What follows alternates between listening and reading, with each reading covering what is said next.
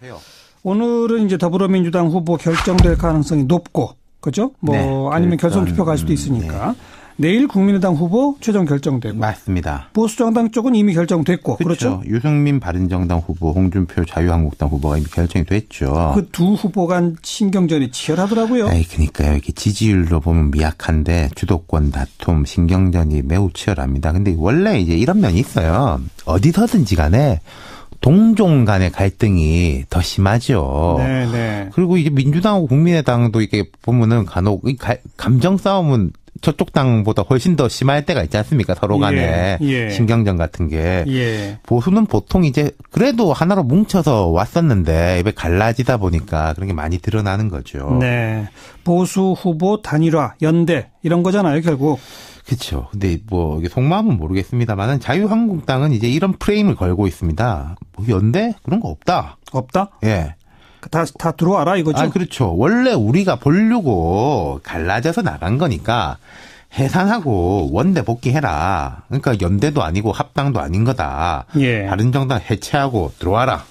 홍준표 후보가 연일 그렇게 말하고 있습니다. 근데 그게 가능하겠느냐 이거죠? 그렇죠. 홍준표 후보는 오늘 같은 경우에도 뭐 김무성, 주호영 이 사람들하고 통화했다 이러면서 그 통화 내용이 뭔지는 구체적으로 말 안 했습니다만은 같은 당인데 무슨 연대냐. 연대가 아니라 같이 가겠다고 했다.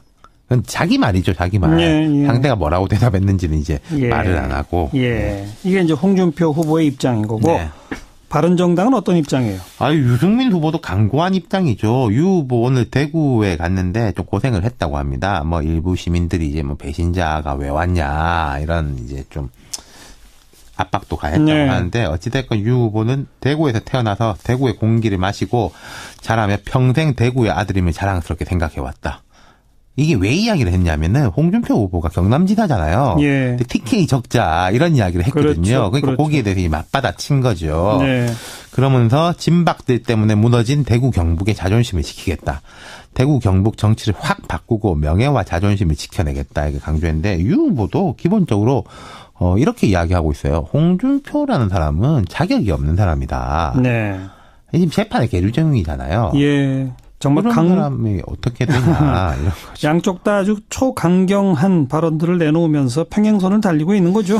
후보들은 이렇긴 한데 막상 당 내부 기류는 조금 다른 것 같아요. 그래요? 어떻게 달라요? 그러니까 자유한국당 내에서는 좀 무조건 합쳐야 된다. 근데 이제 무조건 합쳐야 된다는 건 이런 거겠죠. 우리가 좀 강하니까 조금 양보를 하더라도 결국 우리가 주도권을 잡는 거 아니냐 이런 식의 이제 좀 기대 섞인 관측이고 바른정당 내에서도 좀 어떻게 해야 되지 않겠냐 이런 사람들이 꽤 많아요. 홍 후보가 요즘은 조금 유화적으로 됐습니다. 그러니까 이제 지금 자유한국당에 대해 가지고 바른정당이 막 공세를 펼치고 있는데 대해 가지고 그런 말에는 절대 대답하지 않겠다.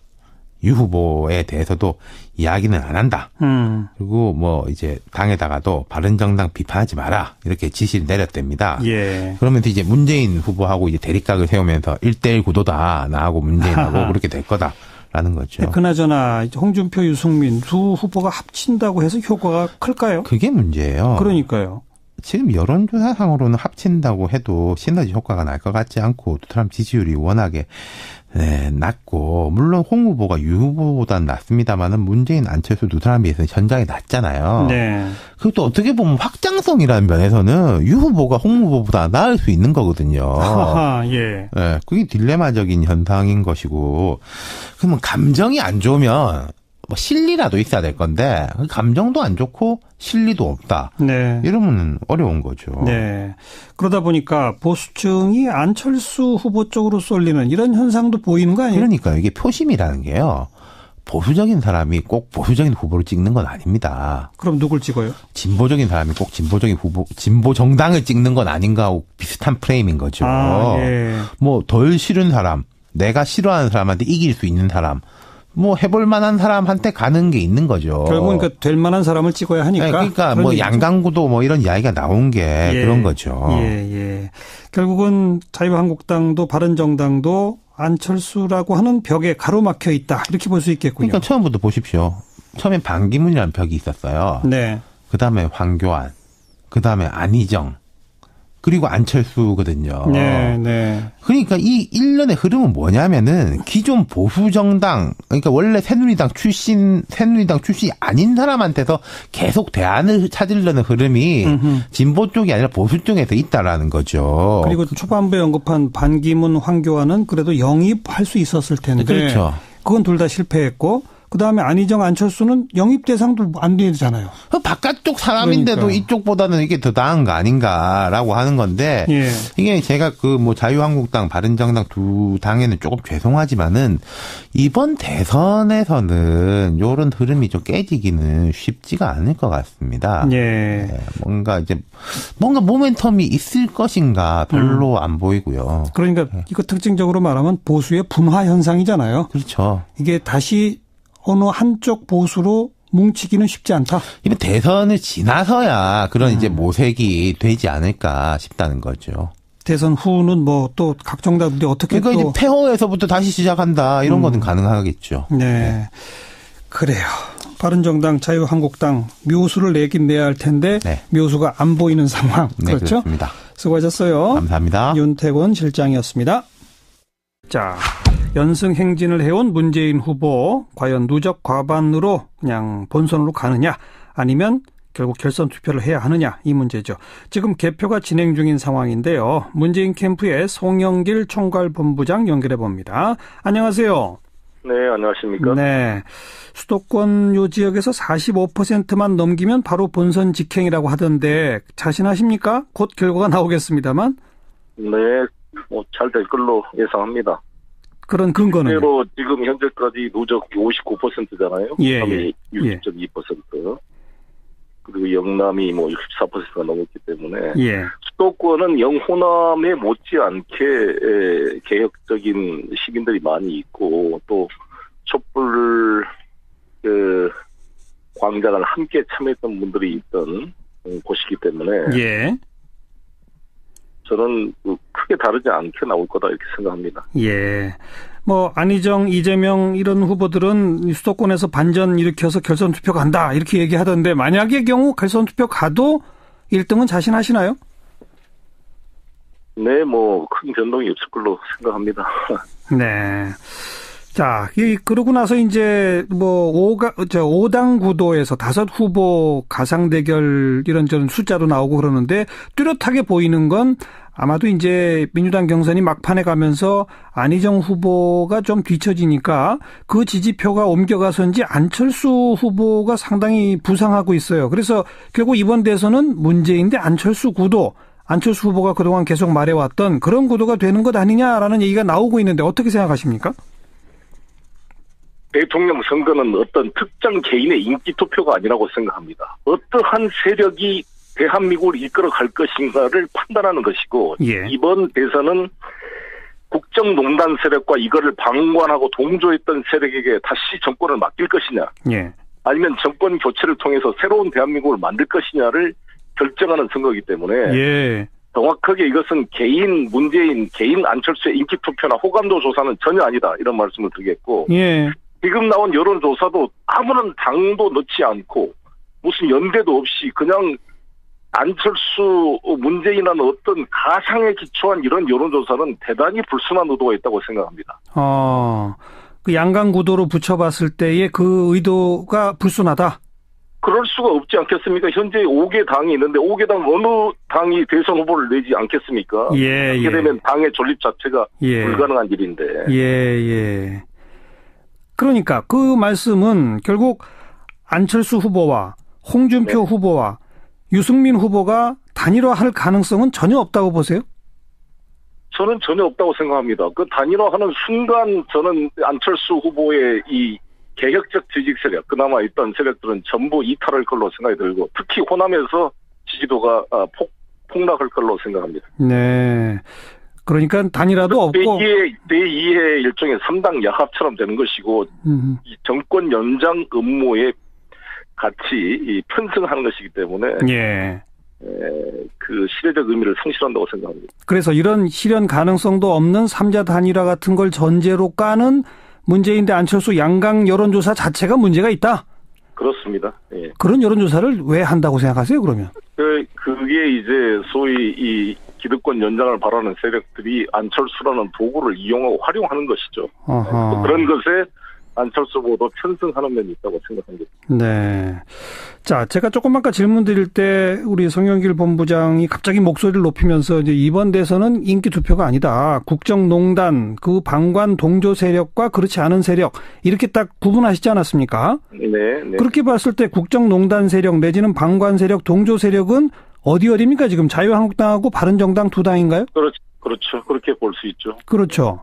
그러면 국민의당의 안철수 후보가 대통령이 되는 것도 결국은 이 국정농단 세력에 대한 심판으로 개혁적인 정권교체라고 말할 수 있는 거 아닐까요? 글쎄, 그것은 이제 판단하겠습니다만, 지금 그 스탠스 자체가 상당히 좀 애매한 모습을 보이고 있지 않습니까? 박지원 후보의 말씀을 보더라도 그렇고, 지금까지 조승용 전 원내대표님 말씀도 그렇고, 예. 계속 이 3당 바른정당과 연대 이야기가 나오고 있고, 예. 또 소위 말하는 김진태 의원까지도 안철수까지 포함하는 연대를 하자 이런 이야기를 하고 있기 때문에 대단히 정체가 불명확하다고 생각이 듭니다. 그런 과중에 사면 발언까지 나와서 더욱더 그런 의심을 하게 만든다고 생각합니다. 네, 사면 발언에 대해서는 어떻게 평가하세요? 적절치 않는 발언이고 본인이 이 수사도 안 끝났고 기소도 안 돼 있고 본인이 죄를 인정도 않고 있는데 뭘 사면하는 겁니까? 사실 논리상도 성립이 불가능한 것인데 네. 안철수 후보께서 아예 이렇게 논의할 단계가 아니다고 끊었어야 되는데 네. 국민이 원하면 사면위에서 논의할 수 있다 이렇게 말한 바람에 여러 가지 이제 논란을 불러일으킨 거죠. 나중에 트위터로는 논의할 단계가 아니다라고 이제 다시 수정한 멘트를 했습니다만 애초부터 이런 걸 했어서는 안 되는 말이었고 홍준표 후보께서 뭐라 그랬냐면 얼치기 좌파들이 박근혜 대통령 사면을 이야기하면서 마치 우파의 동정표를 자기들이 가지려고 하는 그런 참 어처구니 없는 술책을 하고 있다 이렇게 표현을 했습니다. 왜 이런 표현까지 들으면서 사면 이야기를 올릴 필요가 있겠습니까? 저는 적절치 않았다고 생각합니다. 근데 또 어찌 보면 지극히 교과서적 이거 원론적인 얘기한 것밖에 없는 거 아닌가 이렇게도 볼 수 있는 거 아닐까요? 그렇게도 볼 수 있겠지만 국민이 원한다면 그 사면위에서 논의할 수 있다라고 자체를 가능성을 여는 것 자체가 벌써 거기에 편승하는 의미가 있다는 것이죠. 왜냐하면 지금 국민적인 분노나 열망은 법적 정의가 실현도 안 돼 있고 더구나 본인이 지금까지 억울하게 구속돼 있다고 죄를 한 번도 승인하지 않는 사람에게 이런 이야기를 한다는 것 자체가 국민 정서상 용납이 될 수 없는 알겠습니다. 그 사면 발언이 이제 지금 안철수 후보한테는 가장 많은 그 비판이나 뭐 공격이 오고 있는 거라면 반대로 문재인 후보 측은 벌써 한 10년 지나긴 했습니다만 아들 채용 의혹이 계속 나와요. 이거에 대한 기본 입장이 어떠십니까? 말씀드린 대로 왜 해마다 반복을 하냐 이거죠. 그동안 4년 동안 검증을 해왔던 후보인데 이런 문제가 있었으면 이명박 박근혜 정권 때 가만히 있었겠느냐 이런 주장이고 두 번의 검증을 했고 실제로 지금 고용정보원에 마치 5급 공무원 사무관으로 채용된 것처럼 국민들에게 오도된 면이 있는데 공무원이 아니고 이것은 일종의 공공기관이죠. 고용정보원에 1급부터 6급까지 있는데 6급이 제일 하위인데 6급에서 두 번째인 5급입니다. 기본급 150짜리에 밑에서 뒤에 5급짜리를 39명이 지원해서 9명을 뽑았다는 거 아니겠습니까? 그 과정에서 공고기간을 며칠 줄였다 뭐 이런 거 있는데 그것은 저도 인천시장 시절에 필요한 일이 바쁠 때는 공고기간을 줄이고 그게 어떻게 보면 이때 훈시 규정처럼 활용되는 면이 있는 겁니다. 또 이것을 또 그동안 국회에서 요구해서 이명박 정권 때 검증을 했잖아요. 그리고 2012년도 대선 때 그렇게 이야기해서 정리됐던 건데 또 반복합니까? 알겠습니다. 이걸 가지고 지적하는 홍준표부터 이제 안철수 후보에 대한 검증이 어떻게 들어간지를 나중에 비교를 한번 해보시기 바라겠습니다. 짧게 한 말씀만. 정운찬 전 총리가 뭐 김종인 전 비대위원장, 홍석현 전 JTBC 회장과의 3명 사이에 이르면 이번 주에 단일 후보 내겠다. 이런 얘기들은 어떤 영향력을 미친다고 생각하세요?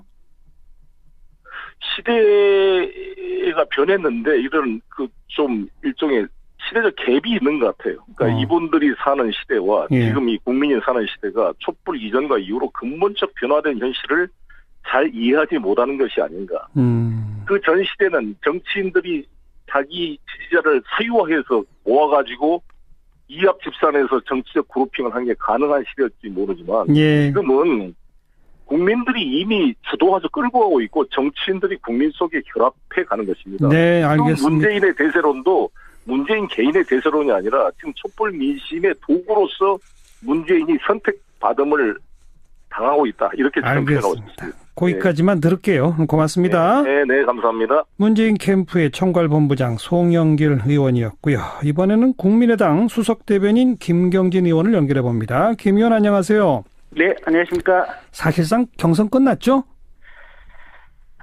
제가 어쨌든 당직을 맡고 있어서 그렇게 말씀은 못 드리겠는데, 그러니까 지금 이제 유일한 가능성은요. 그 1위 후보하고 2위 후보 간의 표 격차가 한 9만 표 정도가 나고 있거든요. 예. 그래서 내일 충청권 경선에서 선거인단이 10만 명 이상이 현장 투표로 나오고, 예.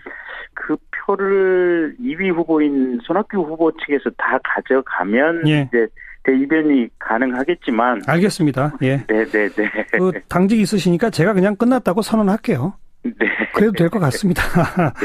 네. 자, 이제 벌써 그 문안 양강 구도 안철수 후보가 계속 강조해온 이제 그런 구도로 간다. 뭐 이런 분석들이 나오고 있는데 조금 아까 송영길 의원 같은 경우는 아니 홍준표, 유승민 이런 다른 공당의 후보들이 다 있는데 무슨 양강 구도냐 이런 말을 하는데 그거 어떻게 생각하세요? 뭐 맞는 말이기도 하고 틀린 말이기도 하고 그렇죠 뭐. 뭐가 맞고 뭐가 틀립니까? 그러니까 이제 어차피 저희 국민의당에서는 인위적인 연대라든지 합당 이런 것은 없다고 분명하게 누차 선언을 했거든요. 예. 근데 지금 민주당이 니네 자유한국당이랑 뭐 이렇게 후보 단일화 할 거 아니냐, 또 바른정당이랑 후보 단일화 할 거 아니냐, 계속해서 끊임없이 지금 물고 이렇게 물어뜯고 있는데요. 예. 그럴 가능성이 전혀 없다. 그래서 후보가 5명이 아마 출마를 하게 될 것이다. 이건 분명하기 때문에. 예. 형식적인 의미에서 양강 구도는 있을 수 없죠. 5명의 후보가 이렇게 나오니까 예. 이런 상황이고. 예. 그러면 실제 표는 어떻게 되고 있냐? 지금 안철수 후보가 이렇게 최근에 이 엄청난 기세로 지금 상승을 하고 있으니까. 예. 그리고 본선거에 들어가게 되면 어차피 될 만한 후보로 표가 집중되게 돼 있습니다. 예. 그러면 될 만한 후보는 1위를 하고 있는 아마 오늘 선출될 것이 거의 확실한 문재인 후보하고 예. 그다음에 내일 선출될 것이 거의 확실한 안철수 후보하고 양자 대결 구도로 갈 것이다. 예, 알겠습니다. 그런 의미다. 바로 그 1대1로만 딱 붙이는 두 양자만 여론조사하는 것 자체가 불순한 의도를 갖고 있다라고 송영길 의원은 지적하던데요. 글쎄요. 그게 그러니까 이제 이런 거죠. 형식적으로는 5명이지만 실제 나중에 마지막 순간에 득표, 이제 이 표를 찍으러 가는 상황은 결국은 대부분의 국민들이 표를 찍을 때 이 사표 방지 심리가 있기 때문에 될 만한 후보를 찾아서 찍으려고 하는, 그러니까 자기가 지향하는 이 어떤 후보군 중에서 가장 어떤 최적의 될 만한 후보를 찾아서 찍으려고 하는 이런 심리적인 경향이 있는데 그러다 보면 실제로 양강 구도로 갈 수밖에 없다. 그건 불순한 의도를 가진 얘기나 또는 불순한 의도를 가진 여론조사다 이렇게 볼 수는 없는 것 같습니다. 네. 아까 홍준표, 유승민 후보들과의 단일화는 절대 없다 이렇게 말씀하셨습니다만 그동안 박지원 대표나 주승용 원내대표의 발언들은 상당히 연대를 열어두고 발언한 발언이 여러 있었지 않습니까? 그러니까 이제 당내에서 보면 지금까지 손학규 후보라든지 아니면 또 우리 박주선 후보라든지 이런 분들은 적극적으로 연대를 해야 된다는 입장이었고요. 안철수 후보는 연대 없이 당내 자강으로 가야 된다라는 입장이 확고했고, 예. 박지원 대표 얘기가 이제 가장 중요할 텐데, 이제 박지원 대표가 지금 3단계 연대론을 얘기했기 때문에 실질적으로 연대를 시사한 것이 아니냐, 이런 취지인데, 그 기사 내용을 잘 보면은요, 3가지 종류 연대에 대해서 얘기를 했는데, 결국 핵심은 이렇습니다. 정치공학적으로 반문재인 연대를 구성해서 한 사람의 후보와 싸워가는 모습은 바람직하지 않다. 국민이 알파고 있는데 야합 같은 거 용서하겠느냐. 그래서 다당제에서는 이 용광로처럼 연정이 되는 것이 아니고 샐러드볼처럼 각 당의 정체성과 제맛을 유지하면서 이런 통합적인 샐러드 연정이 가능하지 않을까. 결국은 선거가 끝나고 나서 정치를 하는 입장에서 연대라든지 연정이라든지 이런 부분을 시사한 겁니다. 아, 선거 후에? 네네. 예. 알겠습니다. 자, 지금 사면 이야기가 계속 논란을 불러일으키고 있는데 어떤 입장이세요?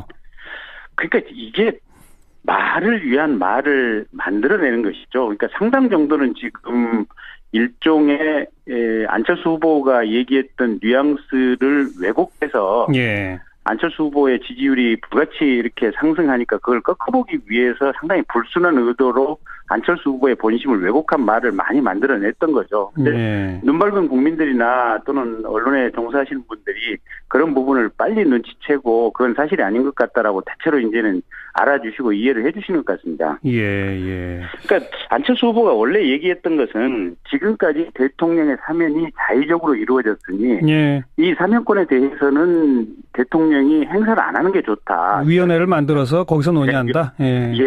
근데 그거를 가지고 마치 지금 기소도 안 돼 있고 재판도 안 돼 있고 형도 확정이 안 돼 있는 박근혜 대통령에 대해서 예. 이 보수표를 염두에 두고 안철수 후보가 사면을 뭐 미리 얘기를 꺼낸 것이다 이런 식으로 말을 그냥 만든다 보니까 예 알겠습니다. 상당히 좀 불순한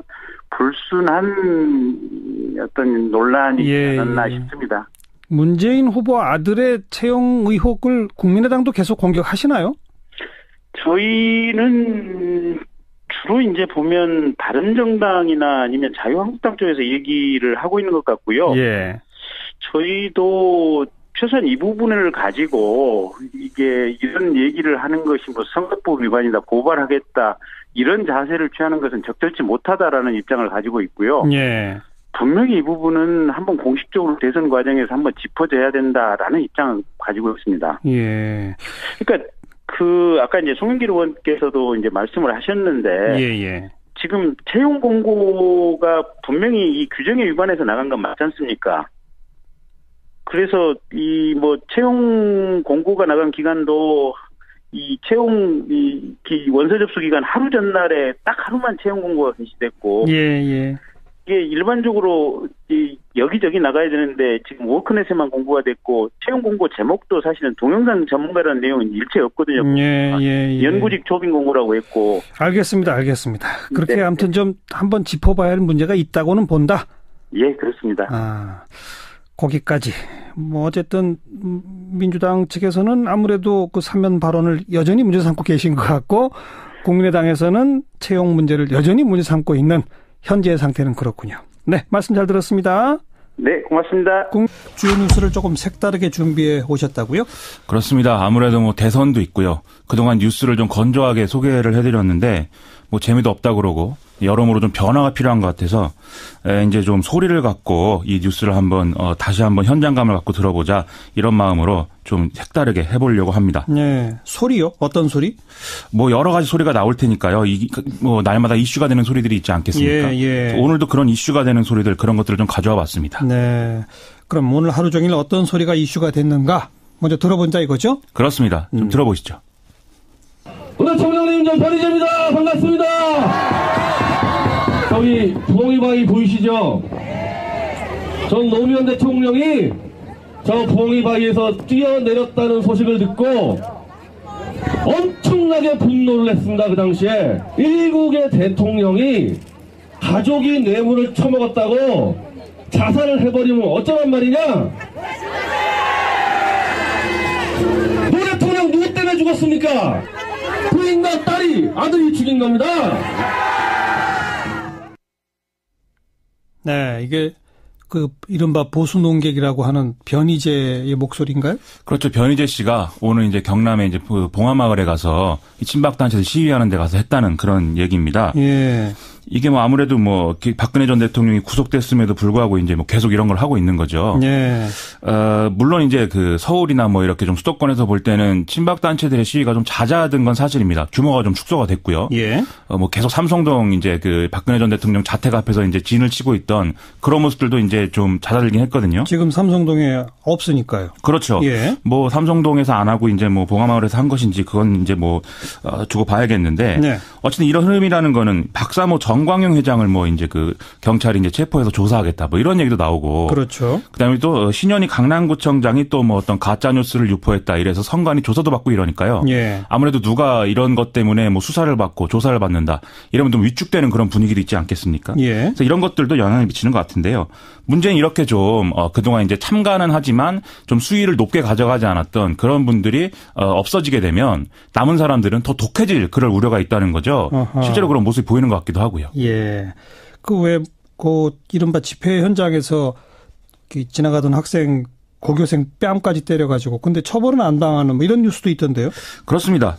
이 집회 참가자가 유인물을 줬는데 이 고교생이 왜 이런 걸 주느냐 이렇게 화를 냈다는 거죠. 그래서 이제 뺨을 때렸다는 건데 이 잘못을 인정하고 여러 차례 사과했다는 이유로 일단 사건이 종결되긴 했다고 합니다. 예. 근데 이런 일이 이번만 일어나진 않겠죠. 앞으로 이런저런 일들이 계속 일어날 것 같은데 예를 들면은 이번에 또 비슷한 사례를 볼 수 있는 게요. 정미용 씨라고 있습니다. 그 KBS 전 아나운서인데 그렇게 부르지 말아달라고 했죠. 그렇죠. KBS 아나운서 협회가 그렇게 부르지 마라, 창피하라 이렇게 얘기를 하고 있지 않습니까? 물론 이제 정미용 씨는 자기는 KBS가 창피하다 이렇게 대응을 하고 있는데 서로 창피하다고 한다는 그런 차원이 아니라 이제는 좀 이런 어떤 친박 세력하고 좀 자신들을 분리하려는 그런 사회적인 분위기가 좀 팽배해지고 있다는 거죠. 그런 것들이 좀 이들을 고립시키는 그런 정치 효과로 이어질 것 같습니다. 그런데 변희재 씨는 왜 하필 봉화마을에 간 거예요? 지금 봉화마을에 가서 이러니까 봉화마을 주민들도 이 집회를 못하게 하려고 자기들이 이제 한 달 동안 집회 신고를 내버렸거든요. 어허. 그래서 변희재 씨와 이제 그 친박 단체들은 200m 안에서 이 집회 신고가 난 200m 안에서는 이제 집회를 못하게 됐는데 이 밖에서도 계속 하겠다 이렇게 하고 있습니다. 어쨌든 봉화마을에 가서 이렇게 하고 있는 것 결국 보수 대 친노 이 선거 프레임을 의식하고 있는 거 아니냐 예. 이런 해석이 나오고 있는데요. 예. 그동안 원래 이제 보수 대 친노가 아니라 보수 대 진보 이런 프레임을 우리가 쉽게 상상할 수 있었는데 이거 이제 박근혜 전 대통령이 워낙 이제 여러모로 파장을 일으키는 바람에 이 프레임은 좀 무력화된 측면이 있습니다. 보수는 어쨌든 이렇게 좀 여러모로 잘못을 많이 했으니까 이제 진보가 좀 어떤 자리를 잡아야 되는 거 아니냐 이게 이제 전형적인 정권 교체론인 거죠. 예. 그런데 또 그간 보수 정치는 진보에 대해서도 여러 비판을 했지만 특히 이 친노라고 하는 어떤 이런 이제 단어에 부패했다, 과격하다, 패권주의적이다 이런 안 좋은 거는 거의 다 갖다 붙였거든요. 예. 그러다 보니까 보수 대 진보 이런 프레임보다는 보수 대 친노 이 프레임이 아마도 향후에 유리할 거다 이런 얘기가 있는 게 또 사실인 거고요. 예. 아마 그런 생각을 같이 하고 있는 게 아닌가 좀 추측이 됩니다. 보수 대 친노 그러려면 봉화마을이라는 상징성 그렇죠. 이런 거다. 네. 그렇습니다. 홍준표 후보도 보수 대 친노 프레임을 공공연하게 말하죠. 그렇습니다. 사실상 똑같은 전략으로 보이는데요. 오늘은 이렇게 얘기했습니다. 문재인은 노무현 정권의 김기춘 우병우다. 이게 노무현 전 대통령이 청와대에 있을 때 비서실장도 했고 민정수석도 했으니까 예. 그걸 빗대서 이제 이렇게 얘기한 거 아니겠습니까? 예. 근데 그렇게 이제 단순하게 비교할 건 아니겠죠. 이게 결국은 정치하는 사람들이 똥 묻은 개가 겨 묻은 개 나무란다 이런 얘기도 있는데 다 우린 똥 묻은 개다. 우리가 서로 잘한 게 없는 사람들이다. 이런 이제 프레임을 제기하는 거 아니겠습니까? 그런데 우리가 정치를 볼 때는 이런 프레임으로 정치를 보게 되면은 냉소주의에 빠질 수가 있기 때문에 이건 좀 안 좋은 그런 방식이 아닌가 이런 생각이 듭니다. 어쨌든 보수 일각에서 이번 선거가 보수 대 진보로는 안 될 것 같으니 보수 대 친노로 만들어 보자는 의도는 읽힌다. 그렇죠. 예. 그럴 수밖에 없는 것이죠. 오늘 또 주목할 또 하나의 소리는 뭡니까? 한번 들어보시죠. 문재인을 이길 혁신가 누굽니까? 문재인이 가장 두려워하는 후보 누굽니까? 이거 누구 목소리입니까? 이거 국민의당 안철수 전 대표 목소리인데요. 요즘에 이렇게 얘기를 하고 있나 봅니다. 요즘 발성을 바꿨다 해서 화제가 되긴 하던데요. 그렇죠. 이거 주변 사람들한테 제가 이거 어떻게 생각하느냐 많이 물어봤거든요. 재즈 보컬리스트 같다 이렇게 얘기를 하고요. 이제 과거에 이제 루이 암스트롱이나 이런 사람들을 생각하면서 그렇게 느끼는 모양인데 예. 또 한편에서는 사극 배우 같다 이런 얘기도 합니다. 예. 과거에 유행했던 용의 눈물이나 이런 데서 왕 역할을 맡은 사람, 장군 역할 맡은 사람 이런 사람들이 이런 발성을 하죠. 네. 그런 걸 비추어 볼 때 좀 강해 보이는 인상으로 비춰지는 것도 사실인 것 같습니다. 예, 좀 강철수 이런 단어도 요즘 나오잖아요. 그렇죠. 뭔가 달라졌다는 걸 보여주고 싶은 의도가 깔려 있는 것 같아요. 그렇습니다. 바꾼 데는 이유가 있겠죠. 그동안 안철수 전 대표를 향해서는 좀 권력 의지가 강하지 않은 것처럼 느껴진다. 그리고 너무 착하게 여리게만 느껴진다. 이런 평이 많았던 게 또 사실이죠. 예. 최근 들어서 이제 특히 올해 들어서는 문재인 대세론 이런 게 현실적으로 정치권 내에서 많이 얘기가 되고 있음에도 불구하고 좀 이런 데 안 흔들린다. 그리고 어차피 시간이 지나면 문재인 대 안철수 구도가 될 것이다. 이런 얘기를 강하게 하면서 예. 뭔가 권력 의지를 다시 찾은 것 같다. 안철수 전 대표가 변했다. 이런 이제 평가를 많이 받고 있는 것도 사실인 것 같습니다. 요즘 보면 좀 효과가 있는 것 같아요. 이렇게 달라진 모습이. 그렇습니다. 연설 스타일이 정치인에 대한 인상을 좌우하는 것도 이것도 사실이고요. 또 여론조사 수치 앞뒤에서 다 얘기하셨을 것 같은데 이 지지층의 어떤 결집 요인으로 이어지고 있는 그런 그런 요소 중에 하나인 것도 좀 사실인 것 같습니다. 예. 실제로 이제 연설을 어떻게 하느냐를 두고 정치인들이 따로 뭐 수업을 하기도 하고 뭐 배우기도 하니까 그 뭐 당연한 일이겠죠. 말씀드렸듯이 뭐 특별한 발상의 효과 이렇다기보다는 뭔가 지금 나라를 한번 그 다스려 보겠다 뭐 이런 의지를 보여주려고 한다 그런 점들이 크게 평가받고 있는 것 같은데요. 네. 또 대선이기 때문에 이건 대선은 역시 이제 지도자를 뽑는 선거다 이런 이제 인식이 있지 않겠습니까? 예, 예. 그러다 보니까 뭔가 이렇게 의지를 갖고 한번 해보겠다 이렇게 좀 적극적으로 나서는 사람이 바람직한 지도자 아니겠느냐 이런 평가와 생각을 좀 많이 하는 것 같습니다. 네, 이런 목소리에다가 근데 좋은 어떤 정책 내용 이런 걸 담아야 되겠죠. 그렇습니다. 이게 뭐 우리가 여러모로 정치인을 평가해야겠지만 인상도 중요하지만 말씀하신 대로 이제 무엇을 주장하느냐 이게 이제 그걸 보고 평가하는 게 바람직하지 않겠습니까? 특히 연설 스킬로 보면 사실은 다른 이제 정치인들이 더 잘하는 경우가 많죠. 자유한국당의 홍준표 이제 경남지사도 그렇고 바른정당의 유승민 후보도 그렇고 다들 이제 연설하면 빠지지 않는 그런 사람들이거든요. 예. 그럼에도 불구하고 무엇을 주장하고 무엇을 내세우고 있는지는 따로 평가해야 되는 거죠. 그리고 제가 한 가지 걱정되는 것은요. 네. 제가 이제 뭐 노래를 부르고 이런 쪽에 관심이 많기 때문에 이런 발성을 계속 하다 보면은 목에 무리가 가는 경우가 있습니다. 예. 이제 성대 결절이 오기도 하고 이게 특히 대선 후보는 평소 스타일대로 말을 해도 목이 쉬게 돼 있거든요. 예, 예. 선거 끝에 가면 다 목이 쉬어서 말을 제대로 못 하는데 그래서 이걸 안철수 전 대표가 언제까지 할 수 있을까 걱정스러운 측면이 있고요. 그리고 좀 감정을 이렇게 좀 고양시키는 이런 스타일의 연설보다는 평소에 좀 말하듯이 하는 그런 스타일의 연설이 이 내용을 이해하는 데도 좋지 않느냐. 이게 좀 미래적인 그런 좀 연설 스타일이 아닐까 그런 생각도 좀 그래도 듭니다. 뭐 강해 보인다, 뭔가 달라졌다 이래서 또 환영하시는 분들이 있으니까. 당연히 있죠. 예. 목 다치지 않는 정도 선에서 이렇게 해가면. 잘 관리를 해야 될 겁니다. 네. 다음에 들을 소리는요. 들어보시죠.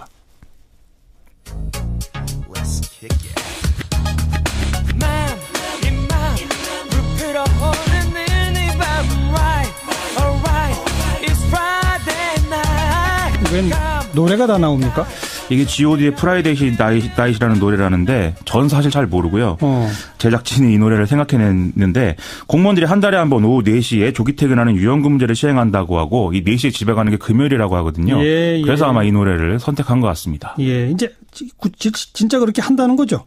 한다는 건데 중앙부처들입니다. 예를 들면 뭐 기획재정부 기상청 매달 마지막 주 금요일이고 문체부는 매달 마지막 주 수요일이고 인사혁신처는 뭐 그룹별로 나눠서 번갈아 가면서 매주 금요일에 퇴근한다 이건데요. 네. 아무래도 이제 지자체나 이런 민간 기업에까지 전파되는 게 핵심일 텐데 그렇게 잘 될 수 있을까? 좀 문화가 바뀌어야 되는 점들이 많아서 좀 걱정스럽습니다. 그래도 공직 사회라도 이런 식으로 조금 시간 여유를 많이 갖자라는 게 나쁜 건 아니에요. 그렇죠. 이제 시작이기 때문에 이런 시도가 이제 시작되는 것 자체는 참 긍정적인 측면이 있는 거죠. 저도 좀 일을 많이 안 하는 그런 삶을 살고 싶다 이런 생각 많이 합니다. 그런데 일반 기업으로 확대하도록 좀 유인하는 정책도 함께 있어야죠. 맞습니다. 네. 그런 것들은 가속화돼야 될 것 같습니다. 오늘 여기까지 수고하셨어요. 고맙습니다. 김민아 기자였습니다.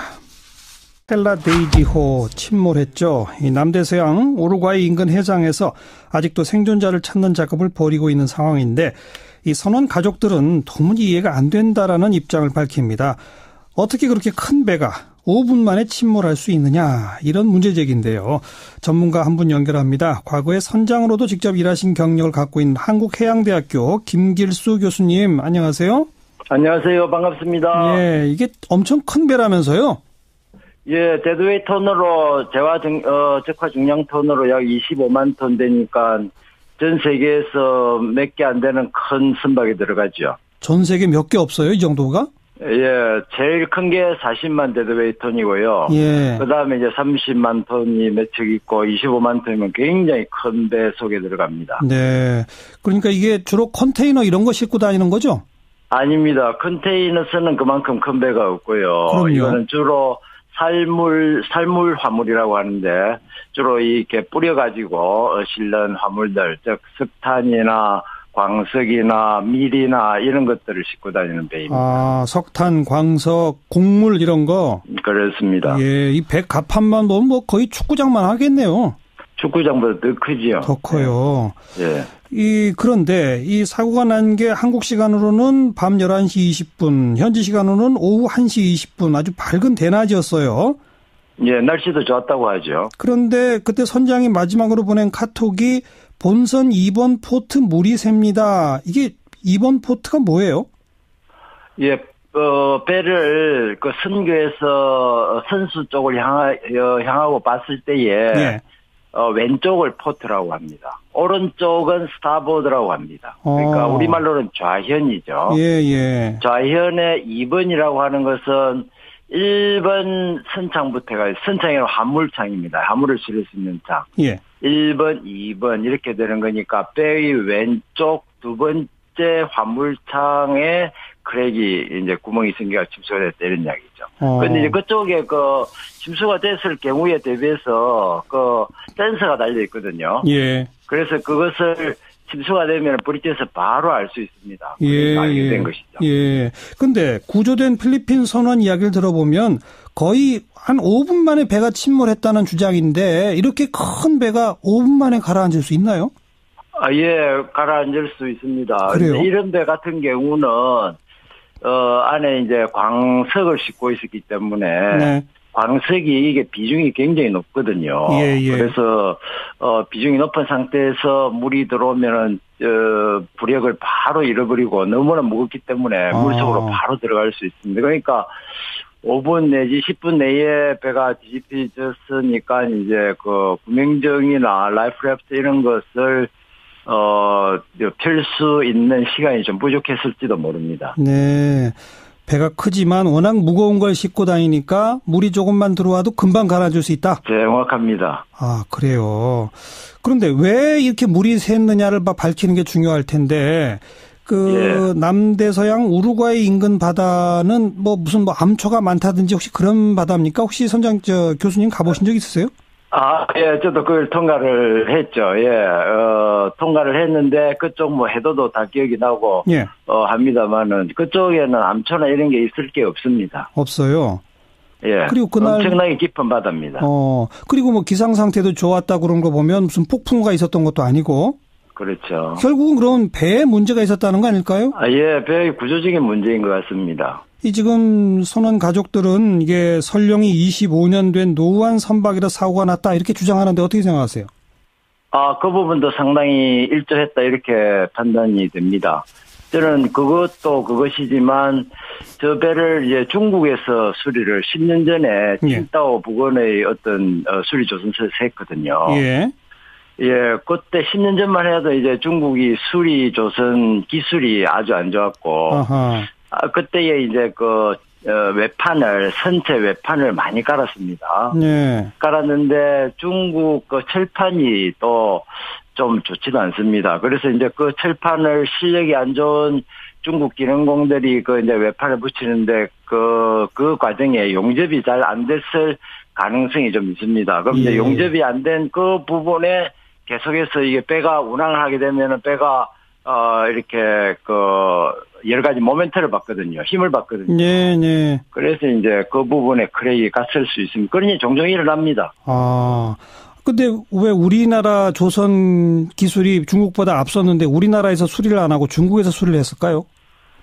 조선 기술하고 이제 선박 수리 기술은 좀 다른 문제고요. 네. 우리나라에는 저런 큰 배를 수리할 수 있는 공장이라고 할까요? 우리 전문용어 플로팅 독이라고 하는데 그런 시설 자체가 아예 없습니다. 우리나라는 이제 수리를 하긴 하는데 3만 톤 이하짜리만 부산 인근에서 수리를 합니다. 네.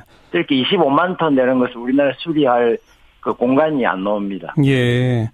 그래서 그러면 용접에 좀 물량이 있을 수 있다. 또 그래서 운행 중에 그렇게 크랙이 가서 물이 새거나 하는 경우들이 종종 있다가 그렇게 말씀하셨잖아요. 예, 종종 있습니다. 그럼 이게 출항 떠나기 전에 그런 걸 다 점검하지 않습니까? 그렇죠. 출항 떠나기 전에 다 이제 점검을 하죠. 그러니까 아무 문제가 없다고 봐서 이제 출항을 한 거죠. 그걸 이제 우리가 항해 감항성이라고 하는데 항해 감항성. 감항성이 없는 배는 출항하면은 보험에도 커버 안 되고 항만국 통제도 걸리고 출항이 안 됩니다. 그러니까 그렇죠. 이제 출항하는 데는 문제가 없었던 거죠. 이제 가다가 문제가 발생. 그러면 이게 선사 측 책임으로 봐야 합니까? 어떻게 봐야 합니까? 선사는 기본적으로는 이제 안전 관리를 하긴 했는데 아까 말씀드린 대로 이제 배가 노후화됐었고 그다음에 이제 중국이나 이런 데서 수리를 한 것이고 그런 것들이 이제 복합적으로 작용을 한 것이다. 이렇게 봅니다. 선원들 기술이 잘못돼가지고 그런 건 아니라고 생각이 듭니다. 그렇죠. 선원들 잘못이라고 보긴 어렵다. 예. 결국은 선사 측 책임이 어느 정도 있는지는 이제 정확한 규명을 해봐야 알겠죠. 그렇죠? 예, 그렇죠. 그러나 일단은 선사고 봐야 한다. 이 말씀이죠? 예, 선사 측 책임 외에는 뭐 책임 어디 묻는다 하면 이건 이제 선사 측 책임 외에는 책임이 있을 수가 없고요. 알겠습니다. 그러나 이제 이게 바다에서는 불가항력적인 일이 굉장히 많이 발생합니다. 네. 벌써 며칠 지났습니다만 아직도 실종자를 찾고는 있는데 한 가지 희망적인 게 그 DSC 조난 신호라고 있습니까? 예, Digital Selective Call이라는 그 조난 신호가 있습니다. 예. 이거는 11시 25분에 오고 그다음에 4시간 지나서 3시 54분에 오고 또 4시 57분 이렇게 3차례 걸쳐서 왔다는 것 때문에 이거는 이미 물속에 가라앉은 배에서 나온 조난 신호는 아니라면서요? 예, 물속에 가라앉은 데서 오는 조난 신호가 많이 있는데요. 그 중에서 이제 물속에 들어간 데서 나오는 것은 EPIRB라고, EPIRB라고. 그거는 물속에 들어가야 이게 분리가 돼가지고 조난 신호를 인공위성으로 발신을 합니다.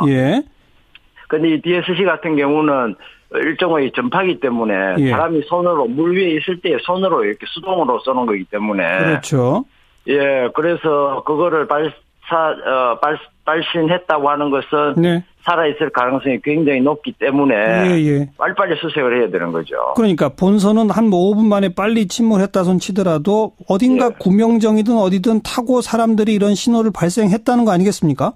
그렇죠. 배는 빨리 들어갔다 하더라도 그 배 안에 있는 그 라이프 래프트라고 있거든요. 그 라이프 래프트는 배가 물속으로 이제 깊게 들어가면 한 40m 들어가면 이게 자동으로 터져가지고 물 위로 올라옵니다. 올라와가지고 이게 자동으로 이제 펴지기 때문에 그게 올라오면 그 부근에만 있으면 그게 올라타면은 이제 할 수 있는 것이고 그 안에서 이제 신호를 보낸 것이죠. 그러니까 최소한 그날 사고 나고서 한 대여섯 시간 이후까지도 살아 있었음이 분명히 확인되는 거잖아요. 분명하죠.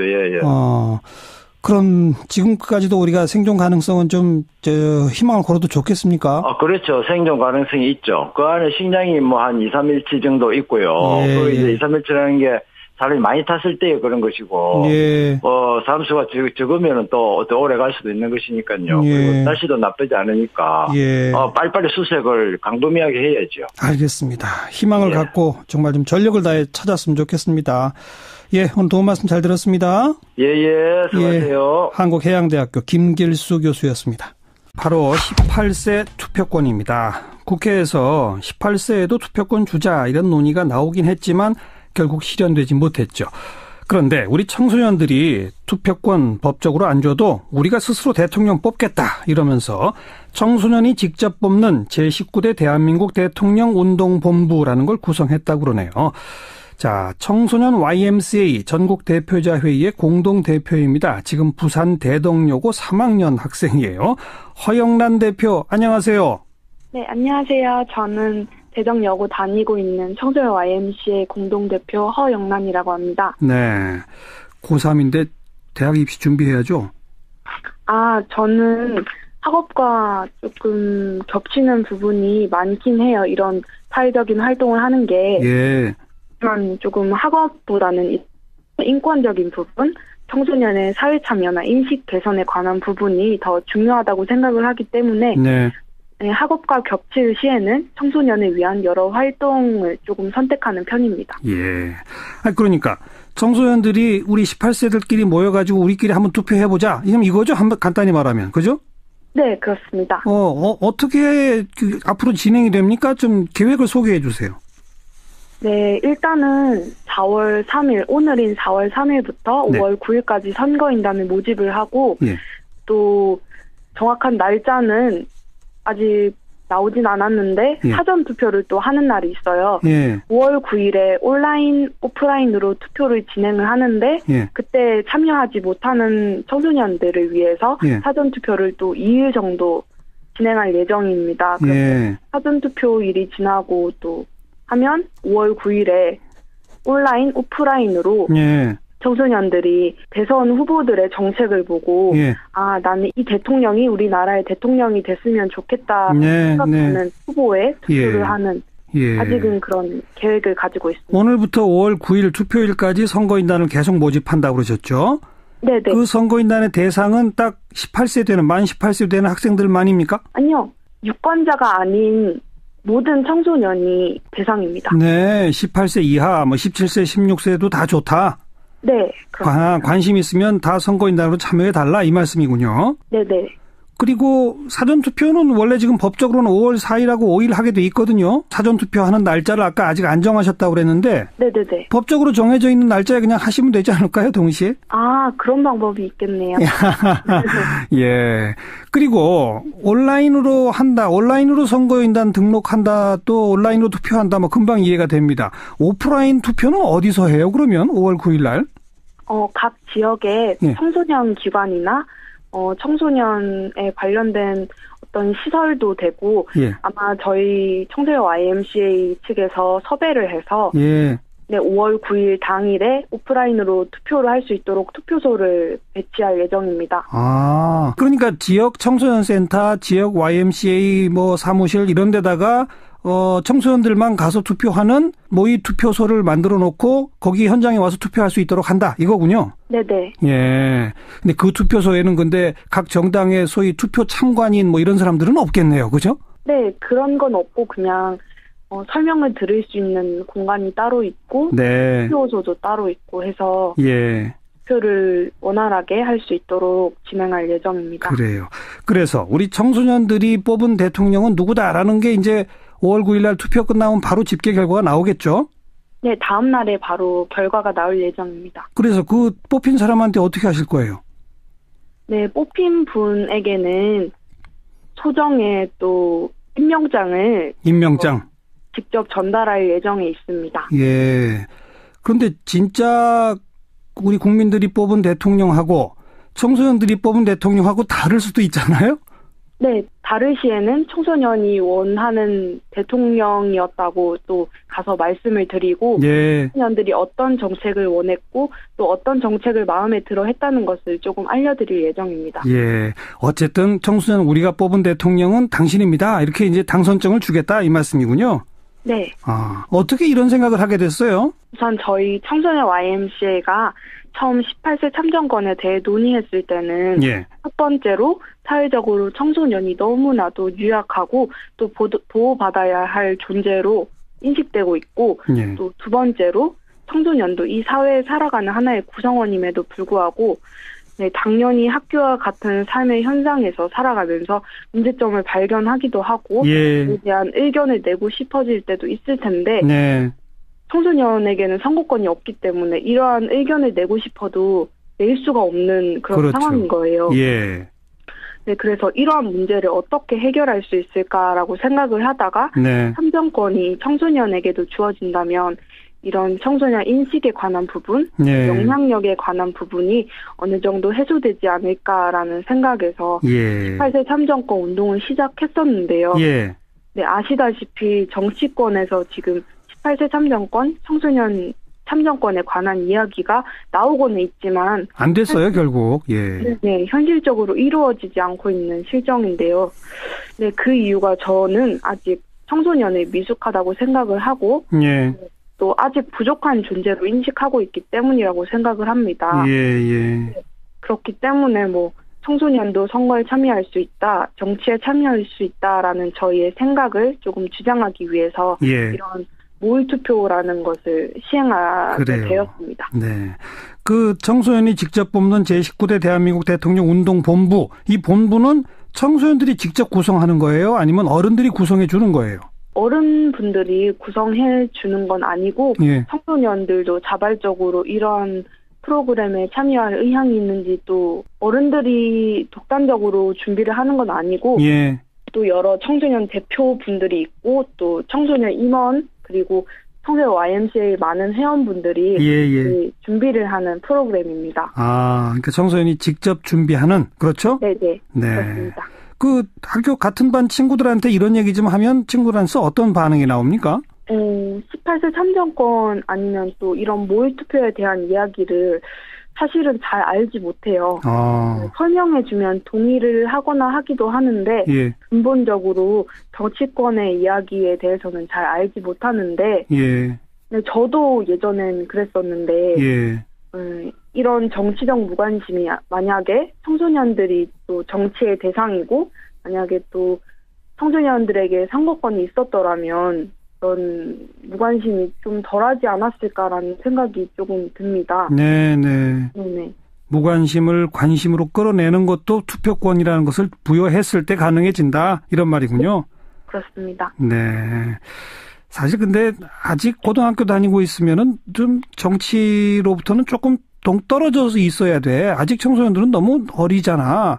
정치적으로 오염되면 안 돼. 뭐 이런 걱정하시는 어른들한테는 뭐라고 말씀하실래요? 일단 저희는 공부만 하는 존재가 아님에도 불구하고 항상 뭔가를 하려고 하면 너는 공부해야지 안 돼. 그런 식으로 억압을 하는 게 정말 많아요. 예.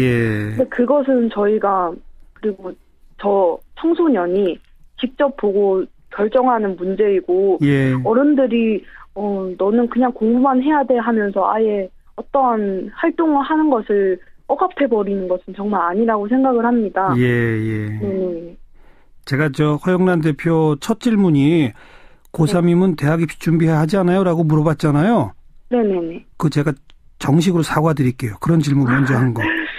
괜찮습니다. 요번에 그래서 모두 몇만 정도 목표로 하십니까? 이 선거인단으로 참여할 청소년들. 네, 총 20만 명, 전국에서 20만 명 정도를 예상을 하고 있습니다. 네.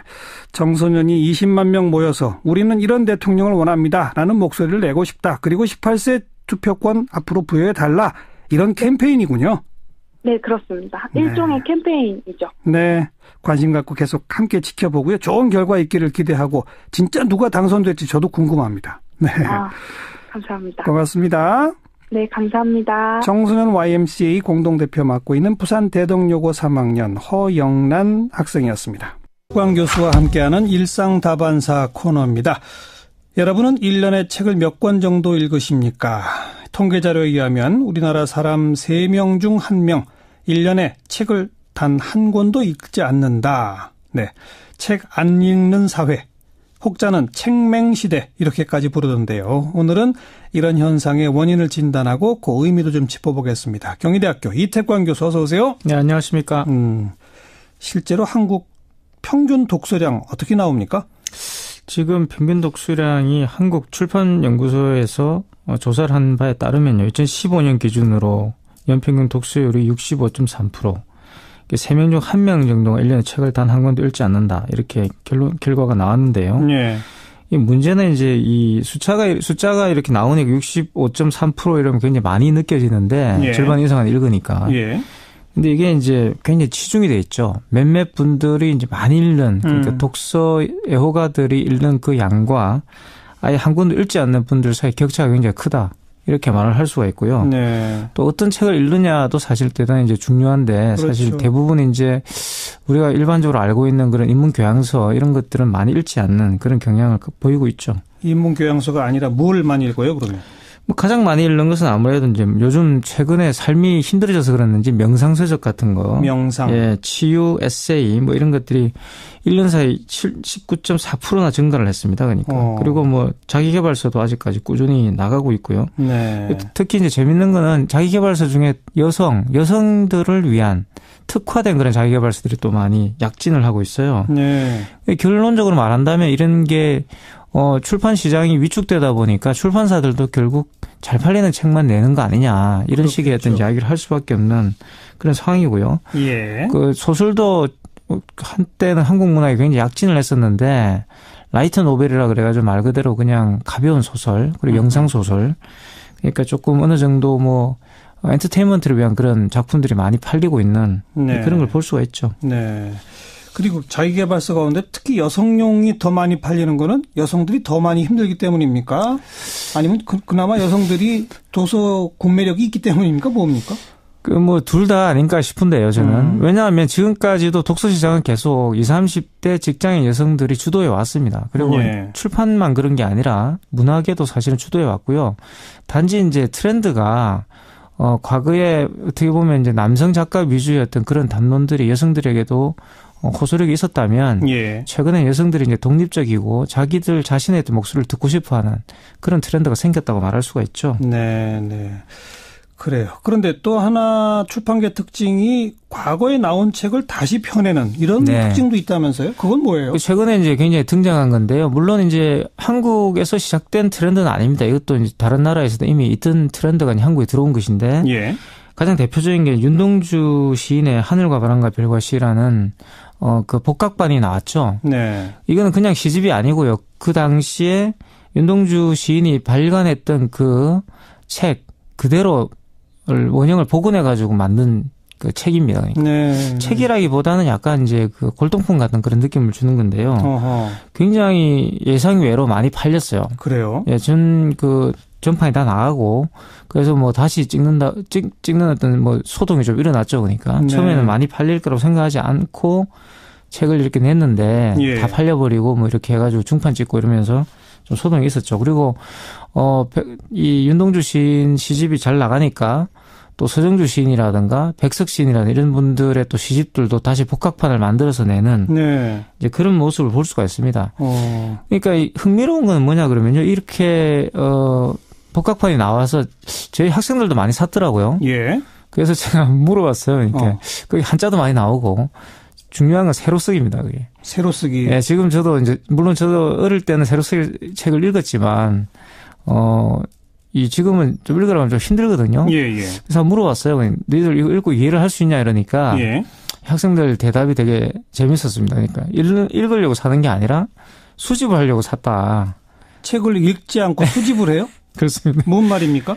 이제 그게 요즘 좀 출판 트렌드 중에 하나입니다. 이른바 이제 굿즈라고 그러는데요. 굿즈. 이것도 역시 일본 말인데요. 뭐 예를 들어서 책을 사면 거기에 뭐 딸려 나오는 여러 가지 이제 물건들이 있죠. 그 책을 보기 위한 물건들. 예를 들어서 뭐 책갈피라든가 또는 북커버라든가 그죠? 또는 뭐 필통이라든가 또는 책 받침대라든가 이런 것들이 딸려 나오는데 이제 그 자체에 이제 책이 들어가게 된 거죠. 책을 그렇게 팬시하게 만들면 그 책이 이제 하나의 그 소장품이 돼가지고 앞다퉈서 사게 되는 약간의 이 한정판 같은 그런 느낌을 주게 된 거죠. 그리고 진짜 안 읽어요? 학생들 그거 사서? 읽을 수가 없습니다. 그게 일단 읽을 수가 없고 지금 이상 산문집도 지금 나온다 그러거든요. 근데 인쇄 상태나 이런 것들이 당연히 복각판이기 때문에 좋지가 않고요. 그리고 이제 이 맞춤법도 다릅니다. 지금 우리가 쓰고 있는 것도 많이 다르고. 그렇죠. 한자들도 많이 섞여 있어요. 그러니까 한자는 일단 지금 세대들이 거의 읽지를 못하죠. 그래서 이제 저도 굉장히 그거를 사가지고 어떻게 읽지라고 생각을 했는데 학생들 대답이 바로 이게 특별 한정판이기 때문에 쉽게 말해 득템이라 그래가지고 아이템, 수집과 같이 생각을 한다는 겁니다. 그래서 그냥 사서 책꽂이에 꽂아놔요? 꽂아 놓기도 하고 이제 들고 다니기도 하고. 들고 다니면서 뭐 해요? 내가 이런 걸 이제 가지고 다닌다는 걸 보여주는 거죠. 마치 이렇게 패션 상품이에요? 네. 최근에 이제 이런 그 상품들 중에 패션 상품들의 복고풍이 많은데. 예를 신발 같은 경우는 예전에 뭐 멕시코 월드컵을 기념해서 한정판을 낸다든가. 책도 지금 그렇게 된 겁니다. 그러니까 책이 말 그대로 굉장히 물신화되었다라고 말을 할 수가 있고요. 이제 그런 보기 위해서 책을 산다기보다는 그냥 수집하기 위해서 또는 사가지고 본인을 장식하기 위해서 책을 사는 이제 그런 경향들도 생긴 거죠. 네. 지금 이 방송 들으시는 분들 가운데 복각판, 복각본 이게 무슨 말이지? 라고 하시는 분들이 있을 거예요. 그러니까 예를 들면 뭐 소월 시집을 현대어로 만들어서 다시 펴내는 거가 아닌 거죠. 그렇죠. 그거는 뭐 재출간이라 부를 수도 있고요. 그건 재출간인 거고. 근데 복각판이라 그러면 말 그대로 그 원본, 그러니까 고전적인 그 텍스트 자체를 원본 그대로 똑같이 만드는 걸 말합니다. 똑같이 찍어내는 거. 물론 그거를 이제 그대로 뭐 이 재복사를 하는 건 아니고요. 그런 경우는 영인본이라고 그러죠. 영인본이 아니라 그 디자인 하나를 다시 다 재생해가지고 똑같이 만드는 거예요. 네. 그러다 보니 지금 쓰지 않는 한글 표현도 많이 들어가고, 그렇죠. 한자도 많이 들어가고 새로 쓰기가 되고 이런 거다. 그러니까 이게 이제 보석이라든가 또는 이렇게 만년필이라든가 또는 과거에 이렇게 그 패션 아이템들은 복각판이 많이 있었어요. 예. 근데 이제 책이 이제 최근에 이렇게 된 거죠. 그럼 이건 예쁜 책에 속합니까? 예쁜 책도 아니잖아요, 사실 어떻게 보면. 그렇죠. 예쁜 책이라기보다 희귀한 책이라고 볼 수가 있고요. 이게 물론 이제 이거를 소비학에서는 레트로 소비라고 이제 부르죠. 그러니까 무슨 소비요? 과거지향적 소비다. 과거지향적 소비를 뭐 줄여서 레트로 소비라고 그러더라고요. 그러니까 그래서 이제 이런 그 소비로서의 어떤 책, 그러니까 책도 이제 어떤 그런 소비의 대상이지 거기에서 어떤 뭔가 정보를 얻는다든가 새로운 삶의 어떤 지혜를 얻는다는 이런 것들은 아니다라는 걸 보여주는 것 같고요. 그러다 보니까 이제 최근에 독서 트렌드에 대한 여러 가지 비판의 목소리들이 많이 나오는 것 같고, 또 언론에서도 이와 관련된 기획 특집들을 많이 보도를 한 것 같습니다. 네.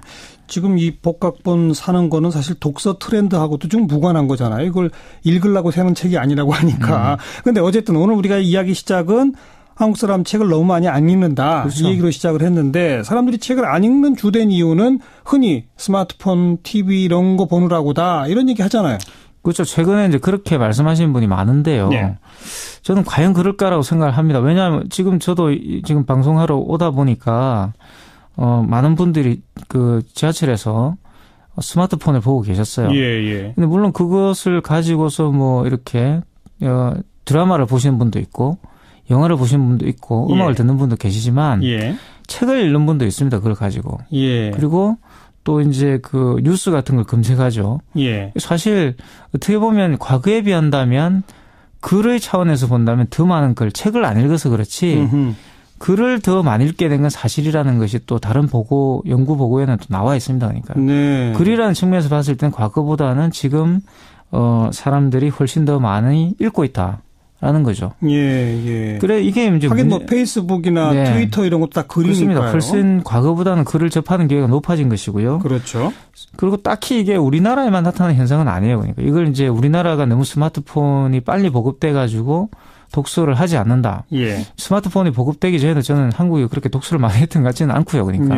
그리고 또 어려운 책을 많이 읽던 시대라고 해서 딱히 그렇게 한국의 어떤 지성주의가 이렇게 넘쳐났던 것 같지도 않습니다. 그러니까 그건 별로 무관한 거 아닌가 생각이 들고 또 최근에는 또 제가 외국에 나가보면 일본 같은 경우도 과거에는 이 지하철에서 책 많이 읽는 걸로 그냥 유명한 나라였잖아요. 그렇죠. 제가 몇 달 전에 일본을 동경을 갔다 왔는데 진짜 거짓말 아니고 거의 책을 안 읽었어요. 아, 그렇게 바뀌었어요. 그분들도 또? 스마트폰을 보고 있었고요. 일본 분들도. 그래서 이게 이제 세계적 트렌드가 아닌가 싶기도 하고. 그래서 왜 그러면 스마트폰과 이런 그 TV 같은 걸 많이 보게 되면 고급한 지식 또 깊이 있는 지식에 접하지 못하게 된다고 생각을 하게 되냐 그러면 대부분 스마트폰으로 보는 그런 이 정보라는 것들은 누군가가 에디팅을 해준 것이지 않습니까? 그렇죠. 누군가 편집을 해서 준 거예요. 원본이 아니죠. 내가 그걸 생각해서 판단하고 나의 어떤 취향에 따라 가지고 선별한 정보가 아닙니다. 누군가 준 정보를 그대로 받아가지고 믿게 되는. 그러니까 이제 가짜 뉴스라든가 뭐 이렇게 탈진실이라든가 이런 어떤 말들이 좀 나오는 것 같아요. 그래서 이 매체에 등장하는 내용을 비판적이지 않게 읽게 되는. 무비판적으로 수용하게 되는 것들. 이런 것들에 대한 문제 제기가 아닌가 싶거든요. 그러니까 스마트폰 때문에 글을 읽는 양은 많아졌다. 그러나 그 글은 사실은 짧은 글 위주다. 그죠? 그렇죠. 그리고 짧은 글로 가다 보면 무슨 고전, 원본 이런 거일 수가 없다.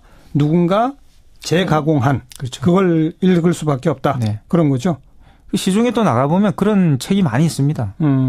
아주 흥미로운 책이 뭐냐 그러면 아마 들어보셨을 거예요. 지적인 대화를 위한 얇고 넓은 지식 그 책이라는 그 책이 있죠. 기억납니다.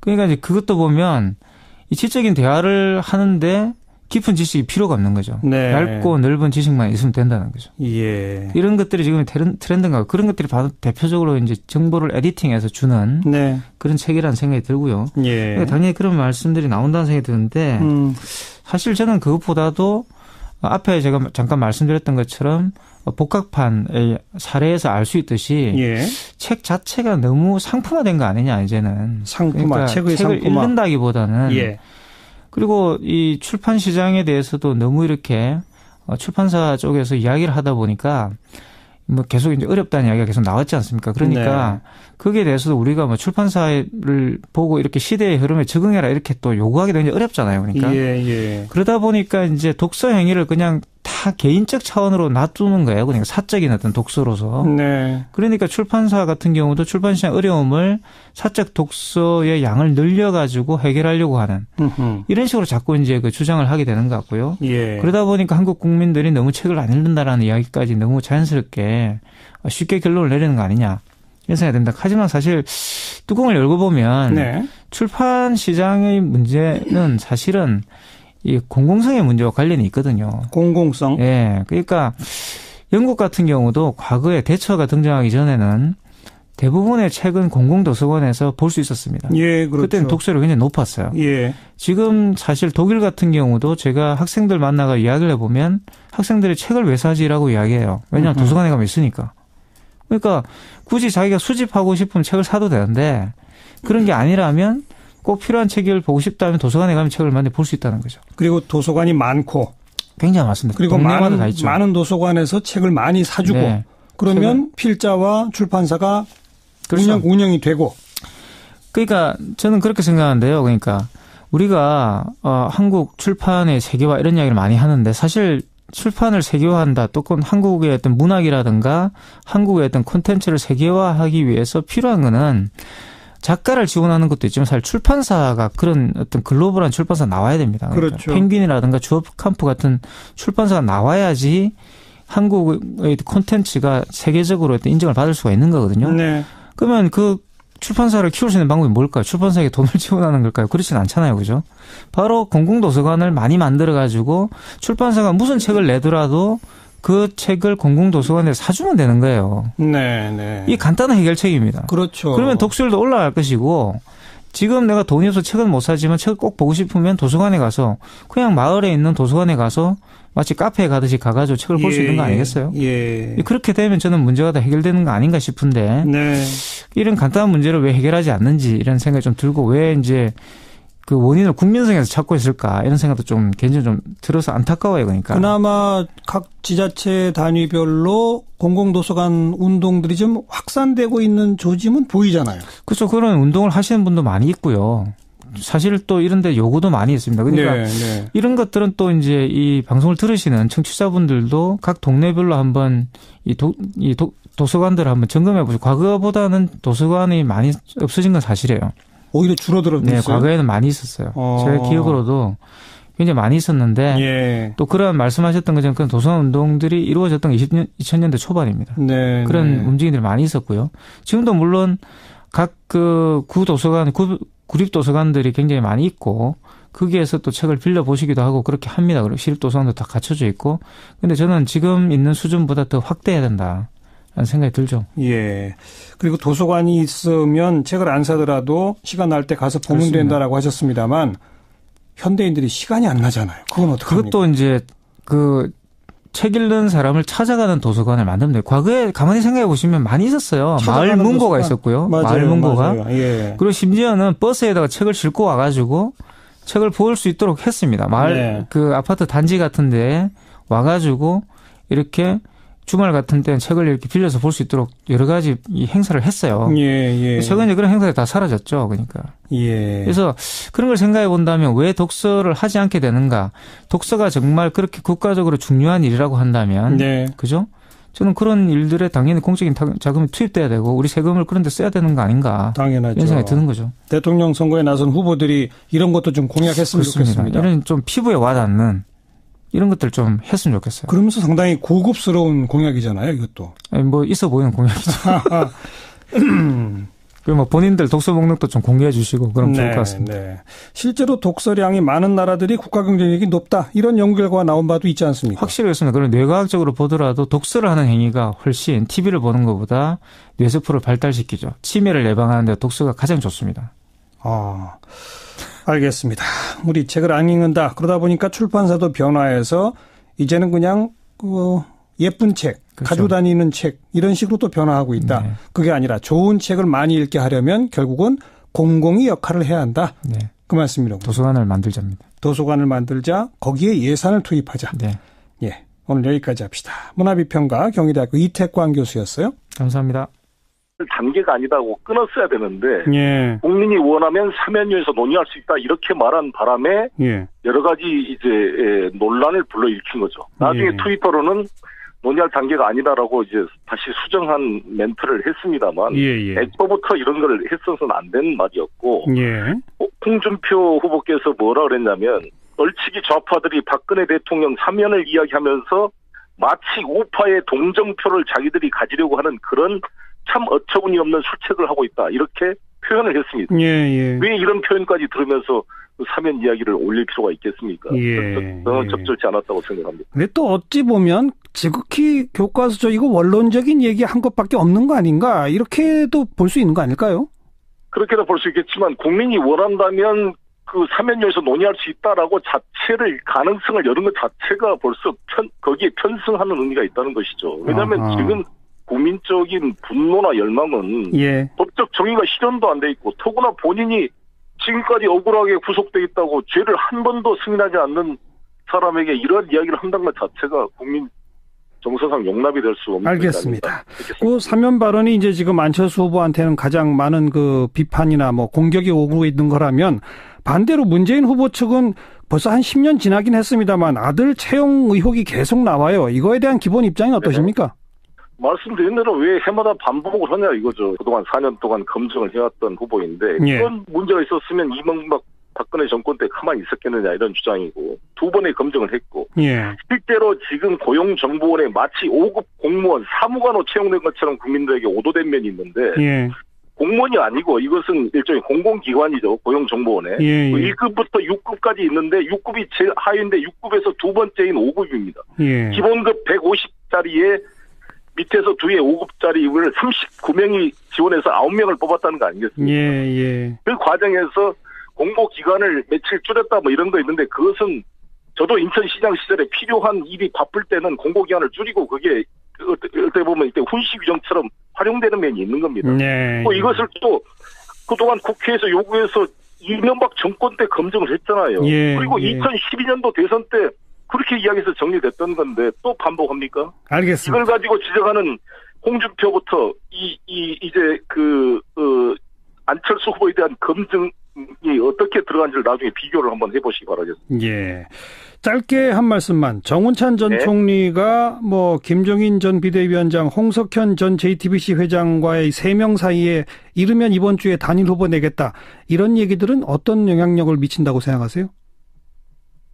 시대가 변했는데 이런 좀 일종의 시대적 갭이 있는 것 같아요. 그러니까 이분들이 사는 시대와 지금 이 국민이 사는 시대가 촛불 이전과 이후로 근본적 변화된 현실을 잘 이해하지 못하는 것이 아닌가. 그 전 시대는 정치인들이 자기 지지자를 사유화해서 모아가지고 이합 집산해서 정치적 그룹핑을 한 게 가능한 시대였지 모르지만 지금은 국민들이 이미 주도해서 끌고 가고 있고 정치인들이 국민 속에 결합해 가는 것입니다. 네, 알겠습니다. 문재인의 대세론도 문재인 개인의 대세론이 아니라 지금 촛불 민심의 도구로서 문재인이 선택받음을 당하고 있다. 이렇게 표현하고 있습니다. 거기까지만 들을게요. 고맙습니다. 네, 감사합니다. 문재인 캠프의 총괄본부장 송영길 의원이었고요. 이번에는 국민의당 수석대변인 김경진 의원을 연결해 봅니다. 김 의원 안녕하세요. 네, 안녕하십니까. 사실상 경선 끝났죠? 제가 어쨌든 당직을 맡고 있어서 그렇게 말씀은 못 드리겠는데, 그러니까 지금 이제 유일한 가능성은요, 그 1위 후보하고 2위 후보 간의 표 격차가 한 9만 표 정도가 나고 있거든요. 그래서 내일 충청권 경선에서 선거인단이 10만 명 이상이 현장 투표로 나오고, 그 표를 2위 후보인 손학규 후보 측에서 다 가져가면 이제 대이변이 가능하겠지만. 알겠습니다. 네네네.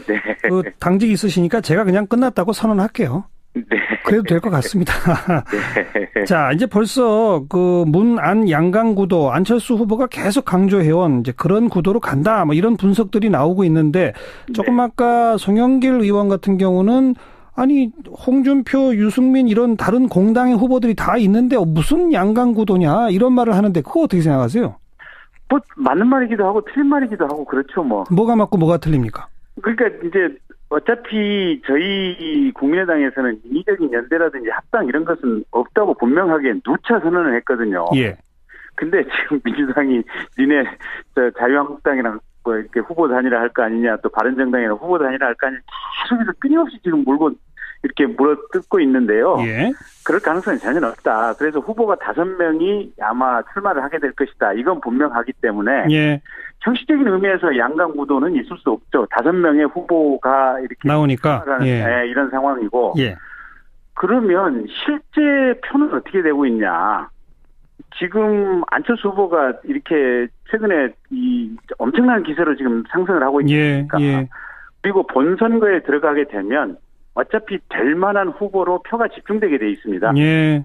그러면 될 만한 후보는 유리를 하고 있는 아마 오늘은 이제 더불어민주당 후보 결정될 가능성이 높고, 그죠? 뭐 네, 아니면 결선 투표 갈 수도 있으니까. 네.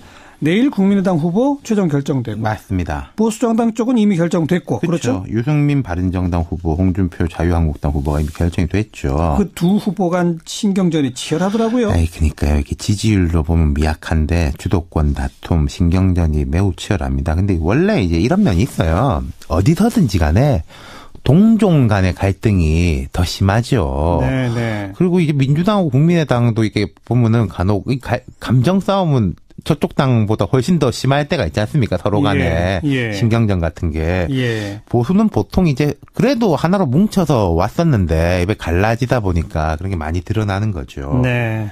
보수 후보 단일화, 연대 이런 거잖아요, 결국. 그렇죠. 근데 뭐 속마음은 모르겠습니다만은 자유한국당은 이제 이런 프레임을 걸고 있습니다. 뭐 연대 그런 거 없다. 없다? 예. 다 들어와라 이거죠? 아, 그렇죠. 원래 우리가 보려고 갈라져서 나간 거니까 해산하고 원내 복귀해라. 그러니까 연대도 아니고 합당도 아닌 거다. 바른정당 해체하고 들어와라. 홍준표 후보가 연일 그렇게 말하고 있습니다. 근데 그게 가능하겠느냐 이거죠? 그렇죠. 홍준표 후보는 오늘 같은 경우에도 뭐 김무성, 주호영 이 사람들하고 통화했다 이러면서 그 통화 내용이 뭔지는 구체적으로 말 안 했습니다만은 같은 당인데 무슨 연대냐. 연대가 아니라 같이 가겠다고 했다. 그건 자기 말이죠, 자기 말. 상대가 뭐라고 대답했는지는 이제 말을 안 하고. 이게 이제 홍준표 후보의 입장인 거고. 네. 바른정당은 어떤 입장이에요? 유승민 후보도 강고한 입장이죠. 유 후보 오늘 대구에 갔는데 좀 고생을 했다고 합니다. 뭐 일부 시민들이 이제 뭐 배신자가 왜 왔냐 이런 이제 좀 압박도 가했다고 하는데 어찌됐건 유 후보는 대구에서 태어나서 대구의 공기를 마시고 자라며 평생 대구의 아들임을 자랑스럽게 생각해왔다. 이게 왜 이야기를 했냐면은 홍준표 후보가 경남지사잖아요. 근데 TK 적자 이런 이야기를 했거든요. 그러니까 거기에 대해서 맞받아친 거죠. 그러면서 진박들 때문에 무너진 대구 경북의 자존심을 지키겠다. 대구 경북 정치를 확 바꾸고 명예와 자존심을 지켜내겠다 이렇게 강조했는데 유 후보도 기본적으로 이렇게 이야기하고 있어요. 홍준표라는 사람은 자격이 없는 사람이다. 지금 재판의 계류정이잖아요. 정말 그런 사람이 어떻게 되냐 이런 거죠. 양쪽 다 아주 초강경한 발언들을 내놓으면서 평행선을 달리고 있는 거죠. 후보들은 이렇긴 한데 막상 당 내부 기류는 조금 다른 것 같아요. 그래요? 어떻게 달라요? 그러니까 자유한국당 내에서는 좀 무조건 합쳐야 된다. 특히 무조건 합쳐야 된다는 건 이런 거겠죠. 우리가 좀 강하니까 조금 양보를 하더라도 결국 우리가 주도권을 잡는 거 아니냐 이런 식의 이제 좀 기대 섞인 관측이고 바른정당 내에서도 좀 어떻게 해야 되지 않겠냐 이런 사람들이 꽤 많아요. 홍 후보가 요즘은 조금 유화적으로 됐습니다. 그러니까 이제 지금 자유한국당에 대해 가지고 바른정당이 막 공세를 펼치고 있는데 대해 가지고 그런 말에는 절대 대답하지 않겠다. 유 후보에 대해서도 이야기는 안 한다. 그리고 뭐 이제 당에다가도 바른정당 비판하지 마라 이렇게 지시를 내렸답니다. 그러면서 이제 문재인 후보하고 이제 대립각을 세우면서 1대1 구도다 나하고 문재인하고 그렇게 될 거다라는 거죠. 그나저나 홍준표, 유승민 두 후보가 합친다고 해서 효과가 클까요? 그게 문제예요. 그러니까요. 지금 여론조사상으로는 합친다고 해도 시너지 효과가 날 것 같지 않고 두 사람 지지율이 워낙에 낮고 물론 홍 후보가 유 후보보다는 낮습니다만은 문재인, 안철수 두 사람에 비해서 현장이 낮잖아요. 그것도 어떻게 보면 확장성이라는 면에서는 유 후보가 홍 후보보다 나을 수 있는 거거든요. 그게 딜레마적인 현상인 것이고 그러면 감정이 안 좋으면 뭐 실리라도 있어야 될 건데 감정도 안 좋고 실리도 없다. 네. 이러면 어려운 거죠. 네. 그러다 보니까 보수층이 안철수 후보 쪽으로 쏠리는 이런 현상도 보이는 거 아니에요? 그러니까 이게 표심이라는 게요. 보수적인 사람이 꼭 보수적인 후보를 찍는 건 아닙니다. 그럼 누굴 찍어요? 진보적인 사람이 꼭 진보적인 후보, 진보 정당을 찍는 건 아닌가 하고 비슷한 프레임인 거죠. 예. 뭐 덜 싫은 사람, 내가 싫어하는 사람한테 이길 수 있는 사람, 뭐 해볼 만한 사람한테 가는 게 있는 거죠. 결국은 그러니까 될 만한 사람을 찍어야 하니까. 네, 그러니까 뭐 얘기죠. 양강구도 뭐 이런 이야기가 나온 게 그런 거죠. 예. 결국은 자유한국당도 바른정당도 안철수라고 하는 벽에 가로막혀 있다. 이렇게 볼 수 있겠군요. 그러니까 처음부터 보십시오. 처음엔 반기문이라는 벽이 있었어요. 네. 그다음에 황교안, 그다음에 안희정, 그리고 안철수거든요. 네. 그러니까 이 일련의 흐름은 뭐냐면은 기존 보수정당, 그러니까 원래 새누리당 출신이 아닌 사람한테서 계속 대안을 찾으려는 흐름이 진보 쪽이 아니라 보수 쪽에서 있다라는 거죠. 그리고 초반부에 언급한 반기문, 황교안은 그래도 영입할 수 있었을 텐데. 그렇죠. 그건 둘 다 실패했고. 그다음에 안희정, 안철수는 영입 대상도 안 되잖아요. 그 바깥쪽 사람인데도 그러니까요. 이쪽보다는 이게 더 나은 거 아닌가라고 하는 건데 예. 이게 제가 그 뭐 자유한국당, 바른정당 두 당에는 조금 죄송하지만은 이번 대선에서는 이런 흐름이 좀 깨지기는 쉽지가 않을 것 같습니다. 예. 네, 뭔가 모멘텀이 있을 것인가 별로 안 보이고요. 그러니까 이거 특징적으로 말하면 보수의 분화 현상이잖아요. 그렇죠. 이게 다시 어느 한쪽 보수를 선출될 것이 거의 확실한 문재인 후보하고 그다음에 내일 선출될 것이 거의 확실한 안철수 후보하고 양자 대결 구도로 갈 것이다. 예, 알겠습니다. 그런 의미다. 바로 그 1대1로만 딱 붙이는 두 양자만 여론조사하는 것 자체가 불순한 의도를 갖고 있다라고 송영길 의원은 지적하던데요. 글쎄요. 그게 그러니까 이제 이런 거죠. 형식적으로는 5명이지만 실제 나중에 마지막 순간에 득표 이제 이 표를 찍으러 가는 상황은 결국은 대부분의 국민들이 표를 찍을 때 이 사표 방지 심리가 있기 때문에 될 만한 후보를 찾아서 찍으려고 하는 그러니까 자기가 지향하는 이 어떤 후보군 중에서 가장 어떤 최적의 될 만한 후보를 찾아서 찍으려고 하는 이런 심리적인 경향이 있는데 그러다 보면 실제로 양강 구도로 갈 수밖에 없다. 그건 불순한 의도를 가진 얘기나 또는 불순한 의도를 가진 여론조사다 이렇게 볼 수는 없는 것 같습니다. 네. 아까 홍준표, 유승민 후보들과의 단일화는 절대 없다 이렇게 말씀하셨습니다만 그동안 박지원 대표나 주승용 원내대표의 발언들은 상당히 연대를 열어두고 발언한 발언이 여러 있었지 않습니까? 그러니까 이제 당내에서 보면 지금까지 손학규 후보라든지 아니면 또 우리 박주선 후보라든지 이런 분들은 적극적으로 연대를 해야 된다는 입장이었고요. 안철수 후보는 연대 없이 당내 자강으로 가야 된다라는 입장이 확고했고, 박지원 대표 얘기가 이제 가장 중요할 텐데, 이제 박지원 대표가 지금 3단계 연대론을 얘기했기 때문에 실질적으로 연대를 시사한 것이 아니냐, 이런 취지인데, 그 기사 내용을 잘 보면은요, 3가지 종류 연대에 대해서 얘기를 했는데, 결국 핵심은 이렇습니다. 정치공학적으로 반문재인 연대를 구성해서 한 사람의 후보와 싸워가는 모습은 바람직하지 않다. 국민이 알파고 있는데 야합 같은 거 용서하겠느냐. 그래서 다당제에서는 이 용광로처럼 연정이 되는 것이 아니고 샐러드볼처럼 각 당의 정체성과 제맛을 유지하면서 이런 통합적인 샐러드 연정이 가능하지 않을까. 결국은 선거가 끝나고 나서 정치를 하는 입장에서 연대라든지 연정이라든지 이런 부분을 시사한 겁니다. 아, 선거 후에? 네네. 예. 알겠습니다. 자, 지금 사면 이야기가 계속 논란을 불러일으키고 있는데 어떤 입장이세요? 그러니까 이게 말을 위한 말을 만들어내는 것이죠. 그러니까 상당 정도는 지금 일종의 안철수 후보가 얘기했던 뉘앙스를 왜곡해서 안철수 후보의 지지율이 불같이 이렇게 상승하니까 그걸 꺾어보기 위해서 상당히 불순한 의도로 안철수 후보의 본심을 왜곡한 말을 많이 만들어냈던 거죠. 근데 눈 밝은 국민들이나 또는 언론에 종사하시는 분들이 그런 부분을 빨리 눈치채고 그건 사실이 아닌 것 같다라고 대체로 이제는 알아주시고 이해를 해주시는 것 같습니다. 그러니까 안철수 후보가 원래 얘기했던 것은 지금까지 대통령의 사면이 자의적으로 이루어졌으니 이 사면권에 대해서는 대통령이 행사를 안 하는 게 좋다. 위원회를 만들어서 거기서 논의한다. 근데 그거를 가지고 마치 지금 기소도 안 돼 있고 재판도 안 돼 있고 형도 확정이 안 돼 있는 박근혜 대통령에 대해서 예. 이 보수표를 염두에 두고 안철수 후보가 사면을 뭐 미리 얘기를 꺼낸 것이다 이런 식으로 말을 그냥 만든다 보니까 예 알겠습니다. 상당히 좀 불순한 어떤 논란이 않았나 싶습니다. 문재인 후보 아들의 채용 의혹을 국민의당도 계속 공격하시나요? 저희는 주로 이제 보면 바른정당이나 아니면 자유한국당 쪽에서 얘기를 하고 있는 것 같고요. 예. 저희도 최소한 이 부분을 가지고 이게 이런 얘기를 하는 것이 뭐 선거법 위반이다, 고발하겠다 이런 자세를 취하는 것은 적절치 못하다라는 입장을 가지고 있고요. 예.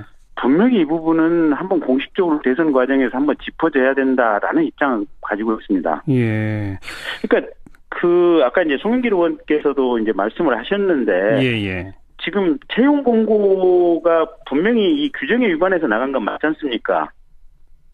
그래서 채용 공고가 나간 기간도 이 채용 원서 접수 기간 하루 전날에 딱 하루만 채용 공고가 게시됐고. 예. 이게 일반적으로 여기저기 나가야 되는데 지금 워크넷에만 공고가 됐고 채용 공고 제목도 사실은 동영상 전문가라는 내용은 일체 없거든요. 예. 연구직 조빈 공고라고 했고. 알겠습니다. 그렇게 네. 아무튼 좀 한번 짚어봐야 할 문제가 있다고는 본다. 예, 그렇습니다. 거기까지. 어쨌든 민주당 측에서는 아무래도 그 사면 발언을 여전히 문제 삼고 계신 것 같고 국민의당에서는 채용 문제를 여전히 문제 삼고 있는 현재의 상태는 그렇군요. 네, 말씀 잘 들었습니다. 네, 고맙습니다. 주요 뉴스를 조금 색다르게 준비해 오셨다고요? 그렇습니다. 아무래도 대선도 있고요. 그동안 뉴스를 좀 건조하게 소개를 해드렸는데 재미도 없다 그러고 여러모로 좀 변화가 필요한 것 같아서 이제 좀 소리를 갖고 이 뉴스를 다시 한번 현장감을 갖고 들어보자 이런 마음으로 좀 색다르게 해보려고 합니다. 네, 소리요? 어떤 소리? 여러 가지 소리가 나올 테니까요. 날마다 이슈가 되는 소리들이 있지 않겠습니까? 예. 오늘도 그런 이슈가 되는 소리들 그런 것들을 좀 가져와 봤습니다. 네. 그럼 오늘 하루 종일 어떤 소리가 이슈가 됐는가? 먼저 들어본다 이거죠? 그렇습니다. 좀 들어보시죠. 오늘 총장님 전 편의점입니다. 반갑습니다. 저기 부엉이바위 보이시죠? 전 노무현 대통령이 저 부엉이바위에서 스스로 뭉치기는 쉽지 않다. 이번 대선을 지나서야 그런 이제 모색이 되지 않을까 싶다는 거죠. 대선 후는 또 각 정당들이 어떻게 그러니까 이제 폐허에서부터 다시 시작한다 이런 거는 가능하겠죠. 네. 그래요. 바른정당, 자유한국당 묘수를 내긴 내야 할 텐데 네. 묘수가 안 보이는 상황. 네, 그렇죠? 그렇습니다. 수고하셨어요. 감사합니다. 윤태곤 실장이었습니다. 자, 연승 행진을 해온 문재인 후보 과연 누적 과반으로 그냥 본선으로 가느냐 아니면 결국 결선 투표를 해야 하느냐 이 문제죠. 지금 개표가 진행 중인 상황인데요. 문재인 캠프의 송영길 총괄본부장 연결해 봅니다. 안녕하세요. 네, 안녕하십니까? 네. 수도권 요 지역에서 45%만 넘기면 바로 본선 직행이라고 하던데 자신하십니까? 곧 결과가 나오겠습니다만. 네, 잘 될 걸로 예상합니다. 그런 근거는? 실제로 지금 현재까지 누적 59%잖아요. 예. 60.2%. 그리고 영남이 64%가 넘었기 때문에 예. 수도권은 영호남에 못지않게 개혁적인 시민들이 많이 있고 또 촛불 광장을 함께 참여했던 분들이 있던 곳이기 때문에 예. 저는 크게 다르지 않게 나올 거다 이렇게 생각합니다. 예. 안희정, 이재명 이런 후보들은 수도권에서 반전 일으켜서 결선 투표 간다 이렇게 얘기하던데 만약의 경우 결선 투표 가도 1등은 자신하시나요? 네, 큰 변동이 없을 걸로 생각합니다. 네. 자, 그러고 나서 이제 5당 구도에서 5 후보 가상 대결 이런저런 숫자도 나오고 그러는데 뚜렷하게 보이는 건 아마도 이제 민주당 경선이 막판에 가면서 안희정 후보가 좀 뒤처지니까 그 지지표가 옮겨가서인지 안철수 후보가 상당히 부상하고 있어요. 그래서 결국 이번 대선은 문재인 대 안철수 구도, 안철수 후보가 그동안 계속 말해왔던 그런 구도가 되는 것 아니냐라는 얘기가 나오고 있는데 어떻게 생각하십니까? 대통령 선거는 어떤 특정 개인의 인기 투표가 아니라고 생각합니다. 어떠한 세력이 대한민국을 이끌어갈 것인가를 판단하는 것이고 예. 이번 대선은 국정농단 세력과 이거를 방관하고 동조했던 세력에게 다시 정권을 맡길 것이냐 예. 아니면 정권 교체를 통해서 새로운 대한민국을 만들 것이냐를 결정하는 선거이기 때문에 예. 정확하게 이것은 개인 문재인, 개인 안철수의 인기투표나 호감도 조사는 전혀 아니다 이런 말씀을 드리겠고 예. 지금 나온 여론조사도 아무런 당도 넣지 않고 무슨 연대도 없이 그냥 안철수, 문재인이라는 어떤 가상에 기초한 이런 여론조사는 대단히 불순한 의도가 있다고 생각합니다. 그 양강 구도로 붙여봤을 때의 그 의도가 불순하다? 그럴 수가 없지 않겠습니까? 현재 5개 당이 있는데 5개 당 어느 당이 대선 후보를 내지 않겠습니까? 예, 그렇게 되면 당의 존립 자체가 예. 불가능한 일인데. 예. 그러니까 그 말씀은 결국 안철수 후보와 홍준표 네. 후보와 유승민 후보가 단일화할 가능성은 전혀 없다고 보세요? 저는 전혀 없다고 생각합니다. 그 단일화하는 순간 저는 안철수 후보의 이 개혁적 지지 세력, 그나마 있던 세력들은 전부 이탈할 걸로 생각이 들고 특히 호남에서 지지도가 폭락할 걸로 생각합니다. 네. 그러니까 단일화도 없고. 제2의 일종의 3당 야합처럼 되는 것이고 이 정권 연장 음모에 같이 편승하는 것이기 때문에 예. 그 실효적 의미를 상실한다고 생각합니다. 그래서 이런 실현 가능성도 없는 3자 단일화 같은 걸 전제로 까는 문재인 대 안철수 양강 여론조사 자체가 문제가 있다? 그렇습니다. 예. 그런 여론조사를 왜 한다고 생각하세요, 그러면? 그게 이제 소위 이 기득권 연장을 바라는 세력들이 안철수라는 도구를 이용하고 활용하는 것이죠. 그런 것에 안철수 후보도 편승하는 면이 있다고 생각합니다. 네. 자, 제가 조금 아까 질문 드릴 때 우리 송영길 본부장이 갑자기 목소리를 높이면서 이제 이번 대선은 인기 투표가 아니다. 국정농단, 그 방관 동조 세력과 그렇지 않은 세력 이렇게 딱 구분하시지 않았습니까? 네. 그렇게 봤을 때 국정농단 세력 내지는 방관 세력, 동조 세력은 어디입니까? 지금 자유한국당하고 바른정당 두 당인가요? 그렇죠. 그렇게 볼 수 있죠. 그렇죠. 그러면 국민의당의 안철수 후보가 대통령이 되는 것도 결국은 이 국정농단 세력에 대한 심판으로 개혁적인 정권교체라고 말할 수 있는 거 아닐까요? 글쎄, 그것은 이제 판단하겠습니다만 지금 그 스탠스 자체가 상당히 좀 애매한 모습을 보이고 있지 않습니까? 박지원 후보의 말씀을 보더라도 그렇고 지금까지 조승용 전 원내대표님 말씀도 그렇고 예. 계속 이 3당 바른정당과 연대 이야기가 나오고 있고 예. 또 뭐 소위 말하는 김진태 의원까지도 안철수까지 포함하는 연대를 하자 이런 이야기를 하고 있기 때문에 대단히 정체가 불명확하다고 생각이 듭니다. 그런 과중에 사면 발언까지 나와서 더욱더 그런 의심을 하게 만든다고 생각합니다. 네, 사면 발언에 대해서는 어떻게 평가하세요?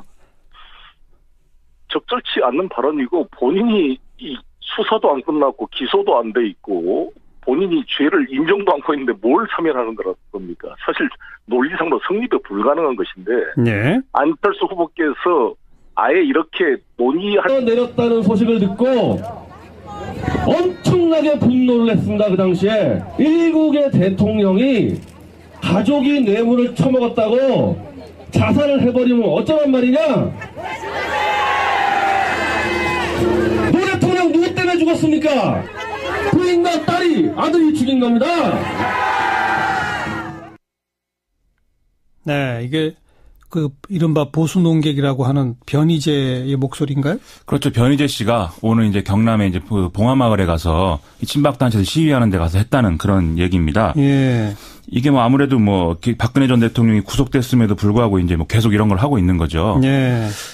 물론 이제 그 서울이나 뭐 이렇게 좀 수도권에서 볼 때는 친박 단체들의 시위가 좀 잦아든 건 사실입니다. 규모가 좀 축소가 됐고요. 예. 뭐 계속 삼성동 이제 그 박근혜 전 대통령 자택 앞에서 이제 진을 치고 있던 그런 모습들도 이제 좀 잦아들긴 했거든요. 지금 삼성동에 없으니까요. 그렇죠. 예. 뭐 삼성동에서 안 하고 이제 뭐 봉화마을에서 한 것인지 그건 이제 뭐 두고 봐야겠는데 네. 어쨌든 이런 흐름이라는 거는 박사모 전 정광용 회장을 뭐 이제 그 경찰이 이제 체포해서 조사하겠다 뭐 이런 얘기도 나오고. 그렇죠. 그다음에 또 신현희 강남구청장이 또 뭐 어떤 가짜 뉴스를 유포했다 이래서 선관위 조사도 받고 이러니까요. 예. 아무래도 누가 이런 것 때문에 뭐 수사를 받고 조사를 받는다 이러면 좀 위축되는 그런 분위기도 있지 않겠습니까? 예. 그래서 이런 것들도 영향을 미치는 것 같은데요. 문제는 이렇게 좀 그동안 이제 참가는 하지만 좀 수위를 높게 가져가지 않았던 그런 분들이 없어지게 되면 남은 사람들은 더 독해질 그럴 우려가 있다는 거죠. 어허. 실제로 그런 모습이 보이는 것 같기도 하고요. 예. 그 이른바 집회 현장에서 지나가던 학생 고교생 뺨까지 때려가지고 근데 처벌은 안 당하는 뭐 이런 뉴스도 있던데요. 그렇습니다. 이 집회 참가자가 유인물을 줬는데 이 고교생이 왜 이런 걸 주느냐 이렇게 화를 냈다는 거죠. 그래서 이제 뺨을 때렸다는 건데 뭐 이 잘못을 인정하고 여러 차례 사과했다는 이유로 일단 뭐 사건이 종결되긴 했다고 합니다. 예. 근데 이런 일이 뭐 이번만 일어나진 않겠죠. 앞으로 뭐 이런저런 일들이 계속 일어날 것 같은데 예를 들면은 이번에 또 비슷한 사례를 볼 수 있는 게요. 정미용 씨라고 있습니다. 그 KBS 전 아나운서인데 그렇게 부르지 말아달라고 했죠. 그렇죠. KBS 아나운서 협회가 그렇게 부르지 마라, 창피하라 이렇게 얘기를 하고 있지 않습니까? 물론 이제 정미용 씨는 자기는 뭐 KBS가 창피하다 이렇게 대응을 하고 있는데 뭐 서로 창피하다고 한다는 뭐 그런 차원이 아니라 이제는 좀 이런 어떤 친박 세력하고 좀 자신들을 분리하려는 그런 사회적인 분위기가 좀 팽배해지고 있다는 거죠. 그런 것들이 좀 이들을 고립시키는 그런 정치 효과로 이어질 것 같습니다. 그런데 변희재 씨는 왜 하필 봉화마을에 간 거예요? 지금 봉화마을에 가서 이러니까 봉화마을 주민들도 뭐 이 집회를 못하게 하려고 자기들이 이제 한 달 동안 집회 신고를 내버렸거든요. 어허. 그래서 변희재 씨와 이제 그 친박 단체들은 뭐 200m 안에서 이 집회 신고가 난 200m 안에서는 이제 집회를 못하게 됐는데 뭐 이 밖에서도 계속 하겠다 이렇게 하고 있습니다. 어쨌든 봉화마을에 가서 이렇게 하고 있는 것 결국 보수 대 친노 이 선거 프레임을 의식하고 있는 거 아니냐 예. 이런 해석이 나오고 있는데요. 예. 그동안 원래 이제 보수 대 친노가 아니라 보수 대 진보 이런 프레임을 우리가 쉽게 상상할 수 있었는데 이거 이제 박근혜 전 대통령이 워낙 이제 여러모로 파장을 일으키는 바람에 이 프레임은 좀 무력화된 측면이 있습니다. 보수는 어쨌든 이렇게 좀 여러모로 잘못을 많이 했으니까 이제 진보가 좀 어떤 자리를 잡아야 되는 거 아니냐 이게 이제 전형적인 정권 교체론인 거죠. 예. 그런데 또 그간 보수 정치는 진보에 대해서도 여러 비판을 했지만 특히 이 친노라고 하는 어떤 이런 이제 단어에 뭐 부패했다, 과격하다, 뭐 패권주의적이다 이런 안 좋은 거는 거의 다 갖다 붙였거든요. 예. 그러다 보니까 보수 대 진보 이런 프레임보다는 보수 대 친노 이 프레임이 아마도 향후에 유리할 거다 이런 얘기가 있는 게 또 사실인 거고요. 예. 아마 그런 생각을 같이 하고 있는 게 아닌가 좀 추측이 됩니다. 보수 대 친노 그러려면 봉화마을이라는 상징성 그렇죠. 이런 거다. 네. 그렇습니다. 홍준표 후보도 보수 대 친노 프레임을 공공연하게 말하죠. 그렇습니다. 사실상 똑같은 전략으로 보이는데요. 오늘은 이렇게 얘기했습니다. 문재인은 노무현 정권의 김기춘 우병우다. 이게 뭐 노무현 전 대통령이 청와대에 있을 때 비서실장도 했고 민정수석도 했으니까 예. 그걸 빗대서 이제 이렇게 얘기한 거 아니겠습니까? 예. 근데 뭐 그렇게 이제 뭐 단순하게 비교할 건 아니겠죠. 이게 결국은 뭐 정치하는 사람들이 뭐 똥 묻은 개가 겨 묻은 개 나무란다 뭐 이런 얘기도 있는데 다 우린 똥 묻은 개다. 우리가 뭐 서로 잘한 게 없는 사람들이다. 이런 이제 프레임을 제기하는 거 아니겠습니까?